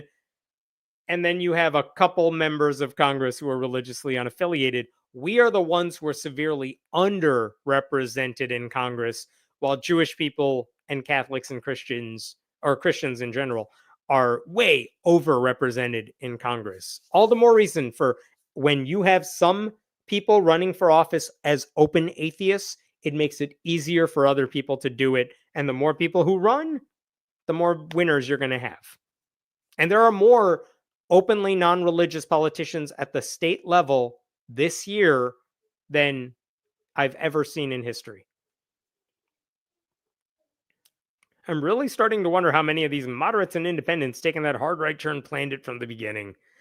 Yeah, I don't know. I think like I said before, I think some of those atheists it wasn't the atheism thing that they were inspired by. It was the contrarianism. It was being right about something when everyone else is actively and proudly wrong about it.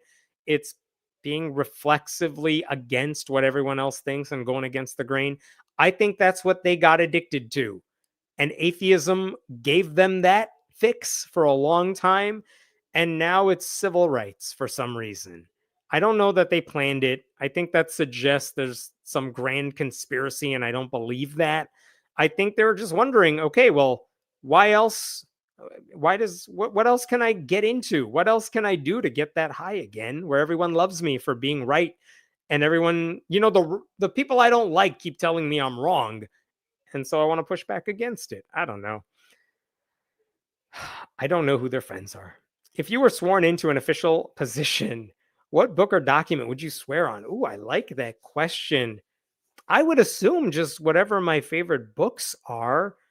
And I have too many books that I love that I would have to pick between them. But I do like, who was it? Robert Garcia, 2 years ago when he was a freshman in Congress, he swore in he could get from the Library of Congress like one of the original Superman comics. And he loved those as a kid. So he took an oath on that. And some people take an oath on law books or the Constitution. Some people, I forgot who, someone swore in on like the Jefferson Bible because that was the one that meant something to them. I would have to decide because what would be my favorite books? I've been obsessed with Robert Caro for a long time. I love his books about Lyndon B. Johnson. Maybe one of those. That would be fun. Because there's a guy talking about what do you do to actually accomplish things once you're in elected office. Are you planning on writing more books? I hope your 2 previous books can be made available again. I do have books. You could search my name on Amazon. They're there. I don't talk about them that much because I don't know. They were part of like stuff I did years ago, not necessarily stuff now. I will say I'm not planning on writing any more books, mostly because I write a newsletter, which you can all subscribe to for free at friendlyatheist.com. And I enjoy doing that. And for me to write a book, I would need one, I would need to get paid for it. But two, I would have to have a specific topic that I could just dive into and research and not have to think about anything else for like 6 months or a year. You know what I mean? And right now, no one's giving me the sort of money that I would need to make that come true, like that luxury to be able to devote all of my time to be obsessed with a certain thing. And if you don't have that, it's really hard to write a book and keep up with all the other stuff I do. So I need to put a stop to everything else I'm doing and just focus. And there's no topic right now in the world of atheism that I think consumes me that I could stick with it for like 6 months or a year or more. The Giver, hands down. Great book. Yep, you could swear in on that. Someone from NASA used the pale blue dot. That's right. There were actually 2 people in over the past couple of years that they got sworn into administrative positions for NASA, and they all took an oath. They both took an oath on pale blue dot. I mean, it was great to see. That's what made them love astronomy and science. So I get that. All right, like and subscribe, please. I appreciate it. I got a couple more stories here for you that I wanted to share. This is a preview of something I'm going to post that I haven't posted yet, but I wanted to give you an update. Remember outside the New Hampshire state capitol, there was a Baphomet statue? I'll show you a picture. This is what they put up a couple weeks ago. This is a statue of Baphomet outside the capitol. This is put up by the Satanic Temple. And they said there's a nativity scene on this property. So we're going to put up this statue of Baphomet. And you can see it has the goat head. It's holding the state flower of New Hampshire. It's also holding, I believe, the red apple representing wisdom. It has the Satanic Temple's 7 fundamental tenets on a plaque, a black and white flag. I'm not sure what that symbolizes, but there you go. So they put this up there a couple weeks ago. And of course, it got vandalized. Surprise, surprise. I made a video about that. I won't rehash all of that. But the really cool thing that happened after it got vandalized is that some local artists got together and decided to fix it up. So this is version like 2.0. They put together the plaque and everything, and they put it back there, and it looked lovely. And then that one got vandalized. And where we were at the last time I made this video is that the police apparently had video footage, but we had not seen it, of the vandals doing the deed. We didn't know if anyone was a suspect or anything like that. But anyway, at the end of December, the Satanists, the permit had expired, so they had to take it down anyway. But by the time they went to take it down, it had been destroyed a few times over. And what we are waiting now is to see whether the police will actually do anything about this. Will they make any arrests? Do they have any suspects? What are they going to do? Because if you don't do anything, you're sending a sign that, all right, vandalizing a non-Christian display is perfectly fine. Well, I bring that up because recently I saw a guy, someone sent me this like a week ago, and I wasn't sure what to make of it.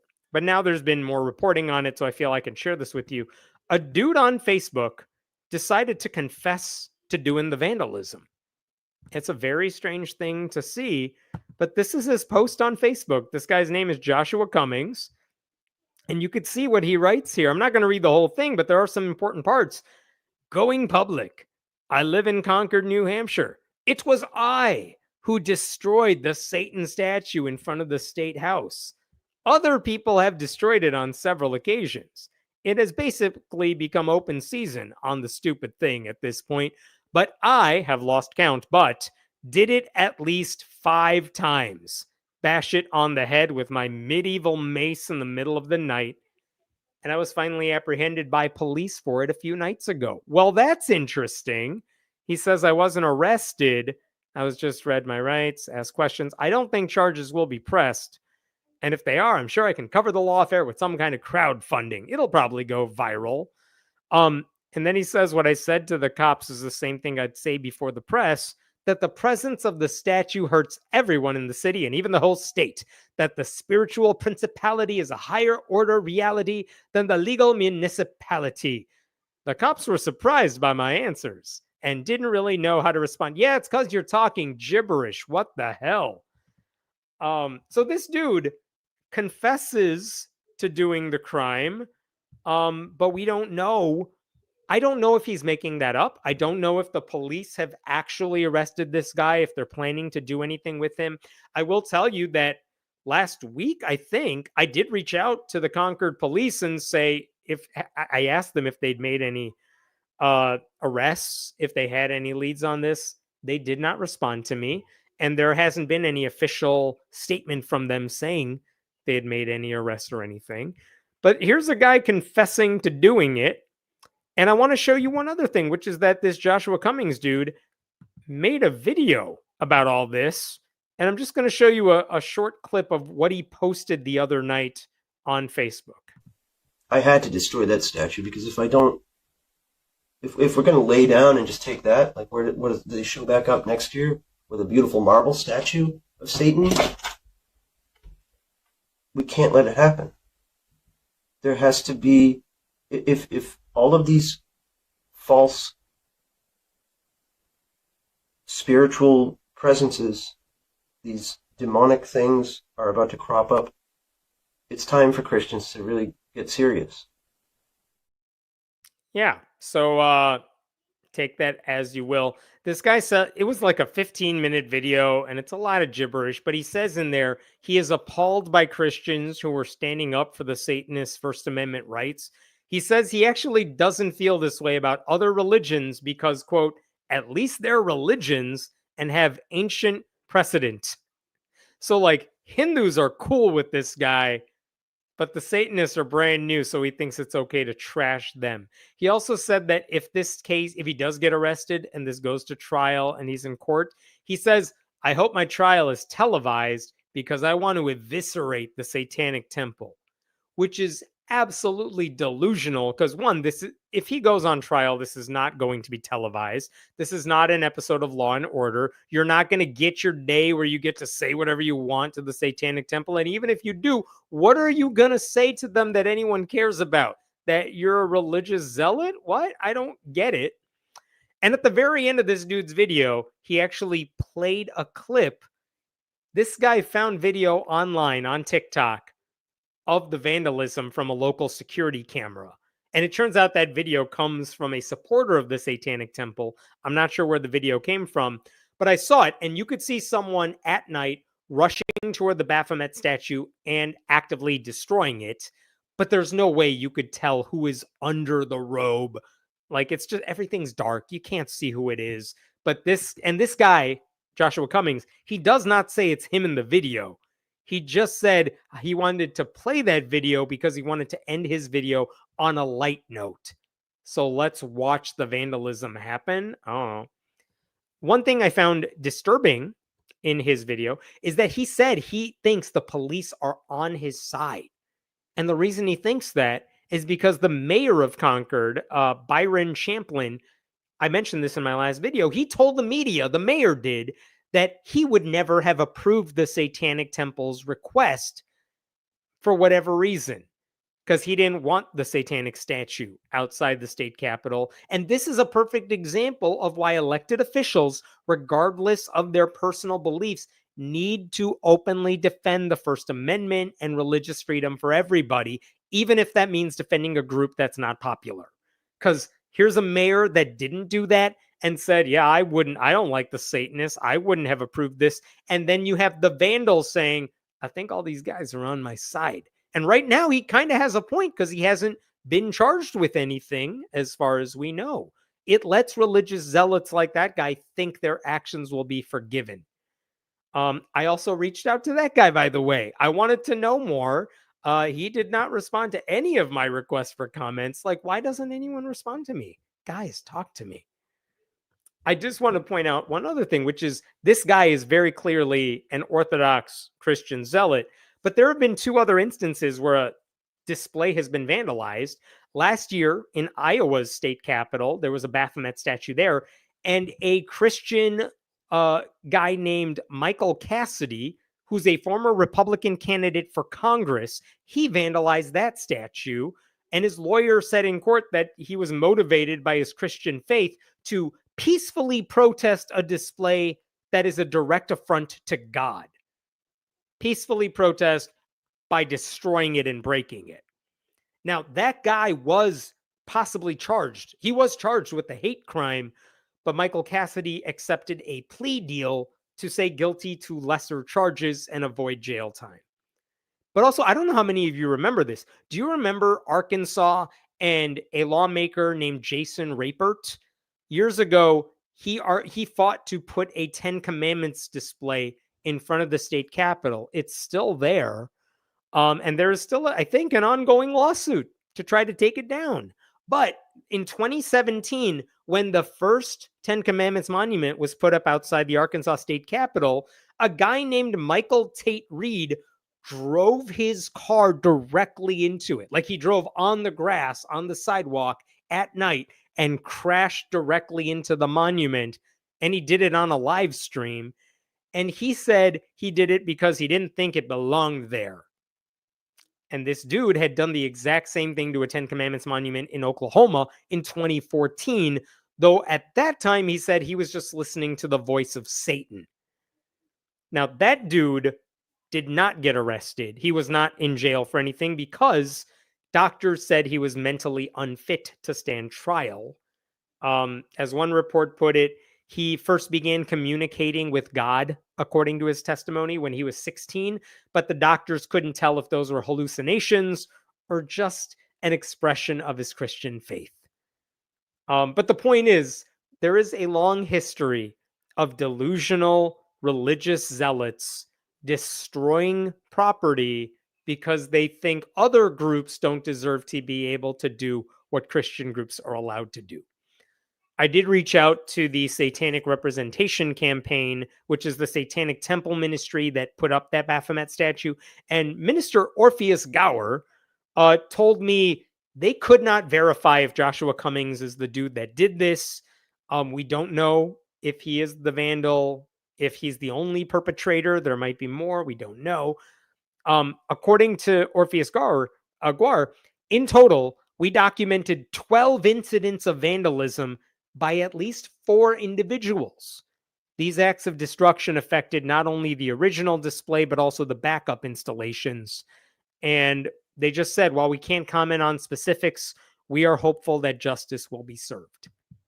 So there you go. We'll keep an eye on this and see if the police do anything about it. I'm going to stop there for that story. Let's take some questions here. He's lying. They don't read your rights if you aren't arrested. Oh, yeah. He did say they read me my Miranda rights. I wonder if he was arrested, but then quickly let go. But maybe I'm speculating. Maybe the dude's just lying. That's entirely a possibility here. He's a religious nut, and his last name is Cummings. Someone more clever can make the jokes. I will let all of you in the YouTube comment threads take care of that one. I will move on. Thanks for that super sticker, Aaron. I appreciate it. All of you can also give super stickers. Why shouldn't he think he'll get off scot-free? Trump did, right?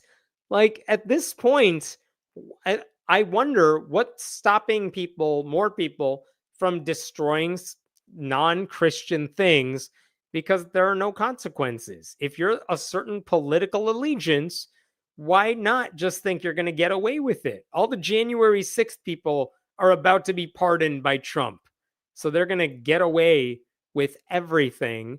There's like a multi-tiered justice system in this country. And if you're rich, and now apparently if you're a Republican, you can just get away with anything. I mean, it's not great for the country, but yeah, I agree. Why shouldn't he think he'll get off scot-free? So basically, he wasn't arrested. If he wasn't arrested, he'd think cops are on his side and therefore he's right. And if he was arrested, then he's persecuted and therefore he thinks he's right. Very convenient. Yeah, you're absolutely right. he damned if you do, damned if you don't. For the rest of us, he'll be fine either way. And he made a point that I don't know if he was joking or not, but he said, if I do get arrested, I'll just crowdsource all of this. And yeah, he would make a lot of money from that Give, Send, Go fundraiser that he eventually will launch. The dude who destroyed the Iowa display last winter, he set up a fundraiser for himself. I think he got 6 figures before for lawyer fees, and I don't know where all that money went. I don't think you need a lawyer worth that much to do whatever he did to accept a plea deal. So, yeah, where did all that money go? Like, you can get rich off of this at this point. All right. A couple more stories for you, and then I'll call it a night. One interesting one quick one after that. Let me just pull this up here for a second and close some of these tabs. I will say these tabs are closing a lot quicker today now that I'm streaming faster. Okay. This is a story a lot of you may have seen this week from ProPublica. Let me set you up to make sense of what this article was about. Turns out there's a very easy way to create and run a school if you don't want the public to find out how you're screwing over students. All you have to do is say it's a religious school and all the oversight just goes away. And that is what just happened to a private school in Arizona. So in Arizona, they have a Democratic governor right now, but that's relatively new. For a long time, years, they had Republican governors, and Republicans have controlled the state legislature for many, many years now. And one of the things they've done with that power is they've launched a sustained attack on public schools. And so this is from the 74 million, which covers education. They have a voucher program called the ESA, and what that stands for is the Empowerment Scholarship Account. But basically, it's a voucher program, and here's what it does. Arizona's ESA program allows participating families to take a portion of what state taxpayers would have spent educating the child in a public school and instead use those funds, approximately $7,000 per child, for any educational need. Private school tuition, textbooks, tutoring, curriculum resources for home-based learners, and more. So families can say, hey, that $7,000 that a public school would have received, give me that money, and I'm going to send my kid to private school, or I'm going to homeschool them. And the thing is, a lot of these families were already sending their kids to private religious schools or homeschooling them, and now they had a chance to just get money for it. Why would they say no to that? So this is the idea. This is one of the problems with vouchers, because that's money that is now not going to public schools, and they're supposed to be going to families so they could send their kids to the school of their choice. But a lot of that money is going to families that were already not using public schools. So now we're just taking money from public education and throwing it out the window. And the other part of that is that when you send your kids to a private school, those schools don't have to play by the same rules as public schools. So that's a problem. Like, there's that euphemistic language of choice, but the reality is, at some of these other schools, standards are optional. Actual education is not always a priority. Accountability is hard to come by. And last summer, the Washington Post did a whole story on voucher programs. Look what they said about Arizona specifically. In Arizona, more than 75,000 students are benefiting from the Empowerment Scholarship Program, which pays for any educational expense. In 2022-2023, 3/4 of the money, about $229 million, went to 184 vendors. Most of that for tuition, 87% of it to religious schools. Oh my God, $229 million, most of it going to religious schools and taken out of public schools. That's how bad things are in Arizona. Arizona teachers hate it. Democrats hate it. They don't have the power to undo it. And it gets worse from there, because a budget passed by Republicans last year, guess how much money they set aside for these vouchers last year? This is also from the 74 million. The budget passed earlier this year set aside $624 million to fund demand from what lawmakers projected to be a maximum of 68,380 students. $624 million for about 68,000 kids. Well, I went ahead and looked at the ESA's website. Check this out. This is the Arizona Department of Education. 83,032 students are now using these ESA voucher programs as of November 18th. So the point is, this is a lot of money. We are approaching $1 billion in taxpayer money, and it's being funneled to religious schools. And a lot of it's going to parents who could already afford it. They don't need the money. So the problem, we could do a whole separate thing about why vouchers are bad, but it's the lack of oversight that allows certain schools to take taxpayer money without answering to anybody. And that's the backdrop for this story in ProPublica this week, published by the reporter Eli Hager. Here's the headline from ProPublica. Arizona regulators closed a failing charter school. It reopened as a private religious school funded by taxpayers. It's infuriating right from the beginning when you read that. But here's the gist of what this story is getting at. Hager says there was a charter school, which is a public school. It's just outside the public school system. But there was a charter school called Arches Academy. And because they are public schools, they do have some accountability. And what we know about Arches is that it sucked. They had a quote, record of dismal academic performance, with just 13% of its students proficient in English and 0% proficient in math in 2023.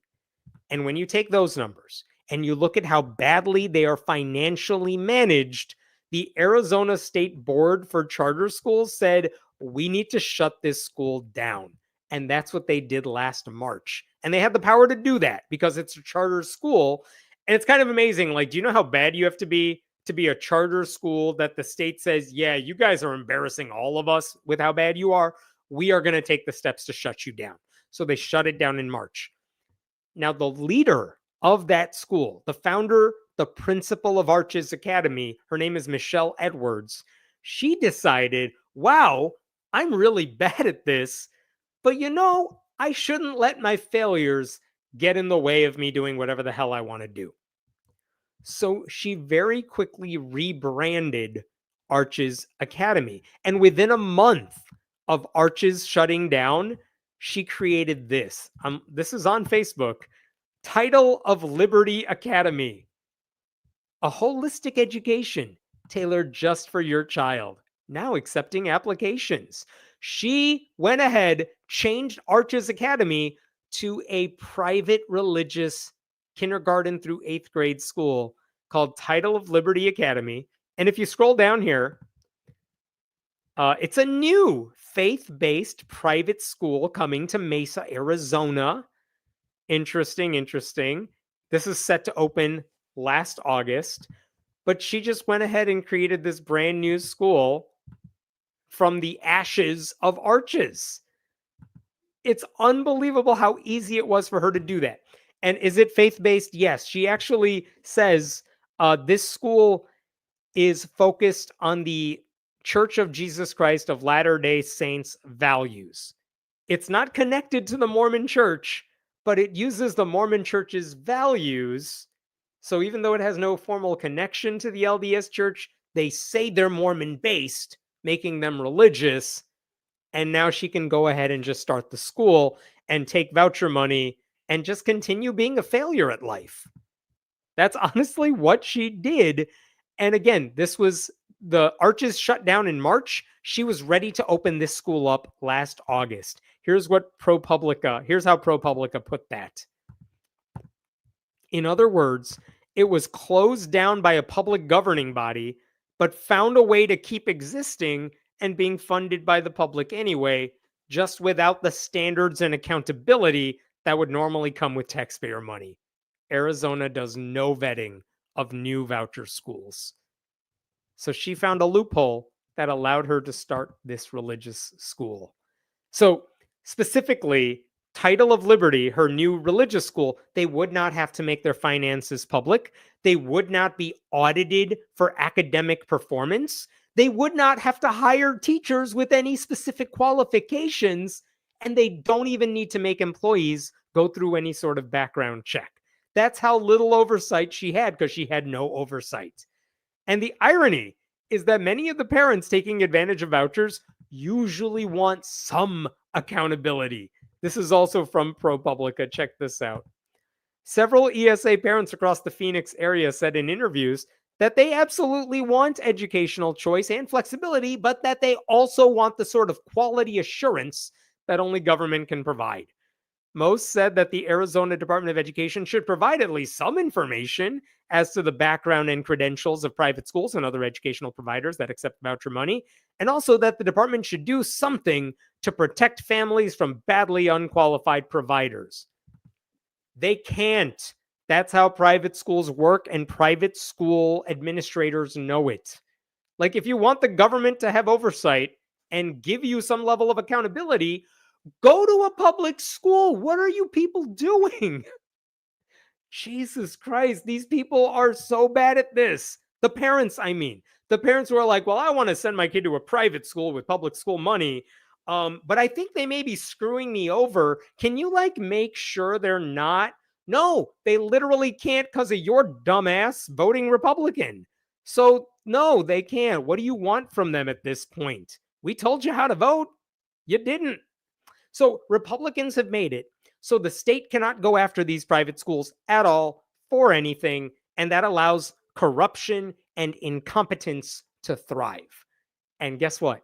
That's exactly what happened at Title of Liberty Academy, which, by the way, is a stupid name for a school. Title of Liberty Academy. By the way, I wanted to show you one other thing here. On Facebook, there is a mock-up of the school because they didn't have pictures, but they needed advertising material, so parents would sign up. This is what they posted on Facebook. Title of Liberty Academy. That's not actually etched in there. That is a photoshopped word. Some photoshopped words on this building. And you could scroll over here. Here's another photoshopped logo. That is on a... If you're wondering, like, where is this building? It's part of a strip mall. And if you go to the left, if I expanded this picture more that way, you could see like a Chinese buffet restaurant next door to it. Because, you know, very classy place we are talking about here. So anyway, this lady opens up this school, and it opened up last August, like she anticipated. And within months, the dysfunction was so bad, surprise, that the entire place was forced to shut down. Like, they had to, not by the state, but by Michelle Edwards herself, because she's like, wow, I'm really bad at this. I think I need to close because it turns out I'm even worse than I thought. And maybe to her credit, but also to my surprise, Michelle Edwards spoke to ProPublica about what went wrong with her school. And it's all a lot of, this woman had no self-awareness about anything. Check this out from the article. But Title of Liberty was ultimately even more disorganized than Arches had been. For one, Edwards told me, we didn't yet have enough students enrolled to be able to afford teachers. But we had to have teachers in order to be able to get students. She ended up hiring mostly her own family members, both for teaching positions and to do much of the school's financial paperwork. Nepo babies everywhere. She's hiring her own family members as teachers. And she thinks parents are going to want to send her kids to this place. She also blamed difficulties with the voucher process, like some parents being told they hadn't submitted their email addresses or signatures in the right format. That's a paperwork issue. She screwed up the paperwork. She made clear that none of this involved the state actually scrutinizing her school. Still, she wasn't able to obtain ESA funding as quickly as she had expected to. She's bad at grifting. She's bad at paperwork. She thought the state would just give her the money, but they couldn't submit their email addresses right. And apparently these parents were dumb enough to send their kids to this lady, didn't know how to do an online form correctly. And she wasn't there to help them do it. And then the landlord, waiting on unpaid rent, finally asked Edwards to pack up the school and leave because there could be 2 Chinese buffets in that strip mall.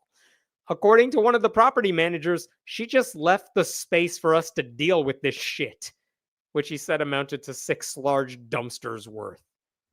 So one day she just literally got up and left because her school sucked because it wasn't a school. Oh my God. And what did the parents get for all the trouble of enrolling their kids in this fake pseudo-religious school? Their kids lost months of education, and now they have to transfer somewhere else mid-year, which sucks for them. Taxpayers lost whatever money was wasted on this conservative-sponsored experiment next to the Chinese buffet. Like, if the parents who sent their kids to this school give a damn about their children, and I know they don't, send your kids to a solid public school with a proven reputation. My God, send them to a private school then with a good reputation. Why are you sending them to this lady's magical Liberty Hut where there is no a record of success? What? Why did you do it? Because it has a mention of religion in its brochure? I don't know. But none of this is going to change as long as Republicans control the purse strings. And if people in Arizona are dumb enough to keep voting for Republicans, and I should say, if you haven't looked at this, if you look at the state legislature in Arizona, Republicans have a majority in the House and the Senate, but it's not by much. But they always have that majority. And if people in Arizona keep electing those morons, the public schools are going to get worse. These private schools are never going to get better. There's no incentive for them to get better. No one knows if they're actually getting better, but the public schools will get worse. And now this nearly $1 billion voucher budget is eating a hole in this state's budget because they don't have that kind of money to throw at shitty religious schools. But this is what happens when you elect people who don't give a damn about students or education or the economy, apparently. And I'm just saying, children deserve so much better than this low bar education that these pretend institutions and conservative politicians want to give them. I wish their parents loved their kids as much as I love their kids, and that they would send them to get a valid education, because you're not getting it at these places. All right, I'll stop there for this story. What else we got here before I move on to the last one?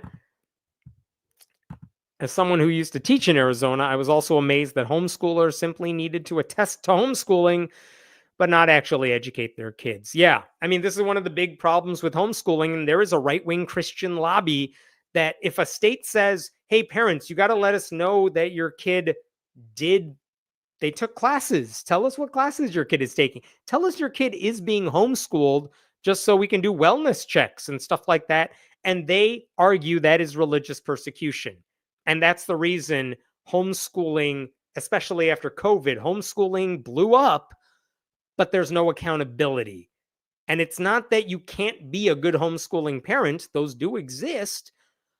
But so many kids then fall through the cracks because there is no oversight in so many states. And Christians like it that way. Conservative Christians do not want that to change. Because if you worry about whether kids can be ignored if they're not getting an education, they call that like government intrusion on their religious freedom. So Christians are not going to help you with this. It's only going to get worse. Thanks for that donation, Keith. Had a Weird Al song in my head. Not my fault. Hope this makes up for it. I don't even know how that Weird Al song got in your head, but you know what? You're welcome. That's some damn good music right there. They only want religious schools, thus the intentional actions to collapse the education system. No kidding. If you destroy public schools, Christian nationalists know that if you destroy public schools, people will have no choice but to do everything locally, which makes it easier for Christian fundamentalists to swoop in because they have infrastructure, set up schools, and then indoctrinate your kids. Like, that's the long and short of it. They have to destroy public schools in order to achieve their goals, which have nothing to do with your kids' well-being. They just want new victims, new targets. chances are through the school, the school will tithe to the LDS church, and therefore tax dollars will directly go to fund a church. It's possible. I will say, as far as I could tell from the ProPublica article, there actually was no connection between this lady or that school and the LDS church. But you're right. If she wanted to tithe the LDS church, then technically, indirectly, that would be taxpayer money going to fund the LDS church. It's possible. I mean, what are vouchers to private Christian schools but a tithe, taxpayer funded money going to religious institutions? That's why we don't want taxpayer funds going to private schools, private religious schools for any means. Can you imagine being a parent and unironically thinking, oh yeah, this place looks like a private school should? I know. There was a story like ProPublica's Eli Hager did say one of the parents who found the school, like, met this woman at a shopping mall or something. Like, where was it? She met these parents in the weirdest ways and got them to enroll. And if you're just enrolling your kids in that way, I don't know what the hell people are doing. Here it is. I'm reading this. Let me show you this. This is from the article right over here. Look at how horrible this particular parent is. One mom had even discovered the school by window shopping. It was in the same strip mall as her orthodontist's office next to a China Palace, and she'd noticed the flags outside with Church of Jesus Christ of Latter-day Saints imagery. The school's not formally affiliated with the church. If you're going to your kid's orthodontist one day and you say, oh, look, there's a school right there. Looks nice. Hey, kid, I'm sending you here now. That is a parent that does not give a damn about their kid's education. What else we got here? One other thing about public schools versus private religious homeschool is that children are exposed to other kids, yes, with other viewpoints, cultures, religions. So, diversity, which right-wingers hate.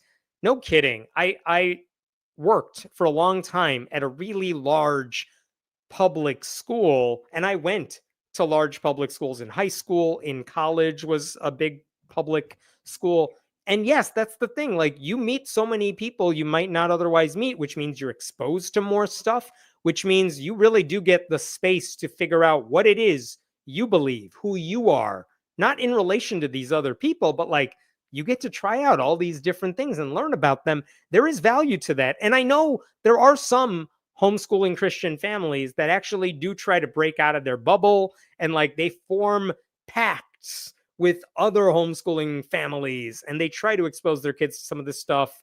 But like, if you have to do that much work to show kids, hey, look, there's life outside our bubble, there's an easier way to get that done, which is send your kids to a place where indoctrination isn't the only goal. Like, again, I'm not saying every public school is good. They're not. But at least there's some accountability and there is a way to address it. And they have professionals who can deal with issues that not every parent can address. And guess what? As a parent, you have to have the humility to admit, wow, I don't know everything. I don't know the best practices of how to get my kid to learn something. There are subjects I don't know very well.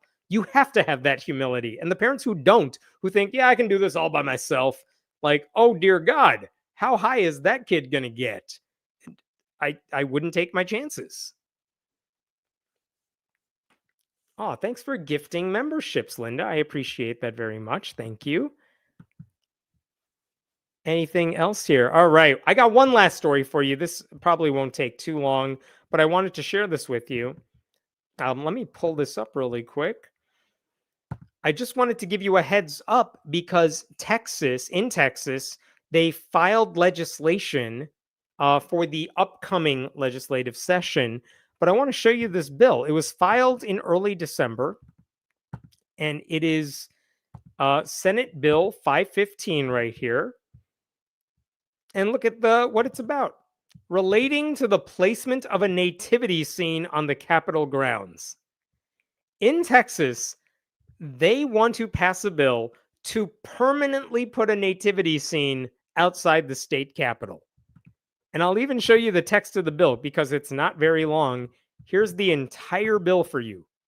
And I'll zoom in here. Here's the important bit. The State Preservation Board shall place a nativity scene on the state capitol grounds during at least the months of December each year. I mean, if you want to go the whole year, so be it, but they want it on the grounds all of December. A nativity scene described by this part of the thing. It's not a monument subject to the limitation prescribed under some bill. Like, they're basically saying there are no rules. You can't say, oh, if you put a 10 Commandments display outside the Texas state capitol, well, you're not allowed to just put up a 10 Commandments display. That would be Christian. You got to surround it by other examples, other displays of laws throughout history. And if you walk outside the Texas state capitol, you will see several displays about law throughout history, and you will see the 10 Commandments monument. And they're saying this nativity scene is not subject to those rules. So it's just a standalone nativity scene because it's not a monument. See, they figured it out. So this bill has been filed by State Senator Mays Middleton, and in the state house, a guy named Briscoe Kane filed an identical bill. So they're going to be discussing this in the months to come. But basically, the long and short of this is Christian nationalists have shoved religion through in the legislature, and now these guys want to keep going and expand beyond their own chambers, right? It's the same argument they use to justify putting the 10 Commandments in public schools or hiring chaplains, which they did in Texas. They allowed schools to hire chaplains in lieu of trained social workers and counselors. It is also bizarre that when this guy spoke to Houston public media, let me show you what he said. What did Mays Middleton say about his bill? This is what he said. Religious liberties and freedom of expression of our faith-free exercise clause are very important in our state legislature. And this is something that I thought was important for everybody in the state that celebrates Christmas. And he goes on, Middleton pointed to a variety of existing displays linked to Christmas and Christianity at the Texas Capitol. We have Christmas trees in the Texas House. We have Christmas trees in the Texas Senate. There's actually Bibles in every House desk. There's Bibles in every desk in the Senate. And both chambers begin each day in prayer. And this dude saw all of that and said, you know what we don't have enough of in Texas? Christianity. And now this dude wants a nativity scene outside because, yeah, there are Christmas trees, but you guys, that's not enough. We need baby Jesus outside looking at us when we execute prisoners we don't like. Asked whether he was concerned about what a display means for non-Christians, thank you, reporter, for asking that, Middleton said, they don't have to visit the nativity scene, just like they don't have to visit the House chamber and see the Christmas tree. They don't have to visit the Senate chamber and see the Christmas tree. It says in God we trust above the Senate dais. It says in God we trust above the House dais. They don't have to see it. Can you imagine anyone making that argument against Christians? Well, they don't have to walk in here because in this place it just says the law is based on the Constitution, not the Bible. So you know what? If Christians don't like it, they don't need to step inside these government buildings. Of course, that would be unacceptable. But when a Christian nationalist says it, just look the other way. What do you need to do? Come into the state capitol for something? This is what he thinks is a valid argument. Just look the other way. It's never acceptable for anything else, but just for guys like him. And then later on, they brought up church-state separation. And what did this dude say about that? There's no such thing as the separation of church and state, Middleton said. That is a made-up doctrine that was in one letter from Thomas Jefferson to the Danbury, Connecticut Baptists, which is true. That was in the letter from Jefferson to the Danbury Baptists. Good job on trivia. But also every court, every federal court, every Supreme Court makeup throughout our history has basically said, yeah, the Constitution implies separation of church and state through the Establishment Clause. We have no religious tests in the Constitution. That's how it's been interpreted. So it's not, church-state separation is not based on a letter Jefferson wrote. You know what I mean? So that's the dude who's sponsoring this bill. That's how horrible that guy is. Okay, So again, they already have Bibles in the chamber. They have In God We Trust in the chamber. They have Christmas trees everywhere, and it's not enough. They want baby Jesus outside the building. I do think it's funny that he equates a lit up Christmas tree, which to be honest is kind of a secular symbol at this point, with his own religion. I don't know. What else is there to say about this? I think the actual message a Christian display would send, the one he doesn't want to say out loud, even though he totally believes it, is that in Texas, non-Christians are second-class citizens. And he thinks they should be treated that way, accordingly. In his press release where he announced that he was filing this bill, this is from Facebook, but this is what he put out. Look at what he said here. I'm going to scroll in so you could see this. Religious liberties are enshrined in both our state and national constitutions. In the Christmas season, it's important to reflect on one of the greatest moments of history, the birth of Jesus. That is not a great moment in history. That's not history.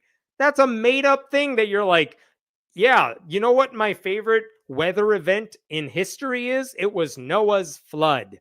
That wasn't a real event, dude. But again, that's what these guys are like in Texas.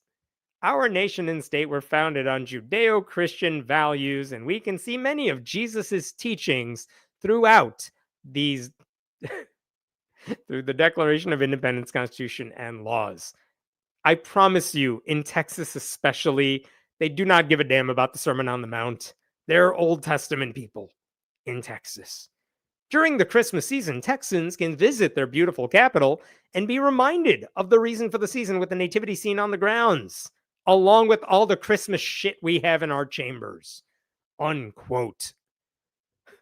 If you're in Texas and you were like, it's winter, but it's not that cold here, and you see the Bibles in the state capitol and you're like, yeah, but I'm not sure what month it is, and you need to see the baby Jesus outside the state capitol to remind yourself it's Christmas, maybe the problem is you at that point. No one needs this. He knows nobody needs this. He's just doing this to assert dominance over everybody else. But again, this is the dude, Mays Middleton specifically, is a guy who has told pseudo-historian David Barton that his goal is getting God back in government. He says schools have been worse off ever since prayer was taken out of our public schools in the 1960s, which is not a thing that ever happened. He just made that up because he's a liar and Jesus never told him lying is bad. This guy has also filed, this is Mays Middleton, he's filed multiple bills to bring Bible readings to public schools. He wants to get rid of church-state separation barriers. That's what he's done in the past. Briscoe Cain, the guy who's filed the same bill in the House, has tried to eliminate the Blaine Amendment in Texas, which prohibits state funds from going to private religious schools. He wants to pull in Arizona. He wants to use taxpayer dollars to promote Christianity. So I should say, filing this bill does not mean it's going to become law. But again, this is Texas. This is a Republican state. Overwhelmingly, it could become law. The Freedom from Religion Foundation has put out a note saying, don't. This is the FFRF right here. There are tax-free churches and religious institutions throughout Texas communities that are free to put up nativity scenes, not to mention individuals in their homes or lawns. But the state of Texas should not have a religion or take sides on religious debates, period. Which is a fair point and an obvious point, I would hope. And one reason I should say, why are they trying to do this in Texas? Why do they want the nativity scene outside so bad? I think it's because it's a personal vendetta against FFRF, because in 2015, FFRF actually got this nativity scene, their secular nativity scene, in the state capitol building because they had an open forum. And so they said, well, if you're allowing Christian displays, we have our Bill of Rights nativity scene with some founding fathers and the Constitution and Lady Liberty. And when they put that up in the state capitol, Greg Abbott, the governor of Texas, this is in 2015, Greg Abbott personally tried to have the display removed, but it led to a lawsuit that dragged on for years. Because can this guy just remove a display that's not Christian from the state capitol? Long story short, FFRF kept fighting this one because they felt this is a winnable case. And the appeals court, a notoriously conservative Fifth Circuit Court of Appeals, said, yeah, we're siding with FFRF too. And actually, just a few months ago in August, Texas finally had to pay up. Look at the date line, August 6, 2024, 9 years after this began being an issue. Greg Abbott and Texas paid $358,000 in attorney's fees in FFRF's Bill of Rights case. They finally lost and they had to pay up. And I think Mays Middleton now is trying to get revenge by saying, fine, you got your money, but you know what we're going to do? We're going to make the Christian nativity scene a permanent part of the Texas state capitol while you have to work your ass off to maybe get it in there once, and even then under specific conditions. By the way, that $358,000, that could have been avoided if Greg Abbott just accepted religious pluralism, which he didn't. And so now these two dudes are ready to pass a bill that would lead to more lawsuits and more wasted taxpayer dollars, because that's what Republicans like wasting money on. They want to elevate their religion over all the other ones and no religion, and they don't give a shit if 10 million Texans are not Christian because they don't care about those people. All right, I think I'm done. What questions do we have here? I don't think the First Amendment makes a distinction between monuments and scenes. You may be right about that, and that's what the lawsuit would say, but they're trying very hard to find the loopholes, all the ones they can, to pretend that this is legal. And I'm sure they'll have right-wing legal groups saying, you guys, the law that said you can't just have a Christian monument on display, that only applies to monuments. And so baby Jesus is not made of stone, so we're good. Like, that's totally how they're going to argue this. I'm not a lawyer, but like, that is how they'll argue this. Amorality is rampant, and they know it. Religion in public schools is their alarm. They are in a panic. Maybe, I mean, man, how they're so dominant. They have so much money. They have so much power. At what point do they stop panicking? It's like the richest people in the world are never happy with how much wealth they have. They got to have more. It's the same thing with like Christians in Texas. They just got to create scapegoats. They got to have more power. The existence of non-Christians, they just see as a threat to themselves. It's insane to me. It's funny how much Christians complain about having LGBTQ beliefs shoved down their throats when they shove their beliefs in every nook and cranny they can. No kidding. All trans people want to do is like get you out of their faces and use a bathroom in a public space. And like the rest of us are like, we want to read books at the library without having a police looking over our shoulders. Oh, and students in schools want to read books. Meanwhile, Christians are like, we need to shove Jesus in your face at every turn. And when you're turned the other way, we got to have a Bible there to catch you when you fall. They hate education, man, and they hate people who don't share their beliefs. And the thing is, they can't win you over with their beliefs because their ideology sucks. So they have to force it upon you because they can't win you over with their ideas. Their ideas are bad. They have to legislate it because no one would come to their beliefs willingly. And they know that. If they just had people saying, isn't the nativity story beautiful? Don't we want that everywhere? This wouldn't be a problem. But people see beyond that and they're like, oh shit, let's just get it there front and center and legislate it because otherwise no one will like our shit. All right, that's it. Thank you. I know it was a long one. I appreciate it. I hope the video quality was better. I'm trying to improve that. Thank you to Den for helping out as always. Please send Den your thank yous in the comments. And I think that's it. I will see you next week at the usual time. Have a good one.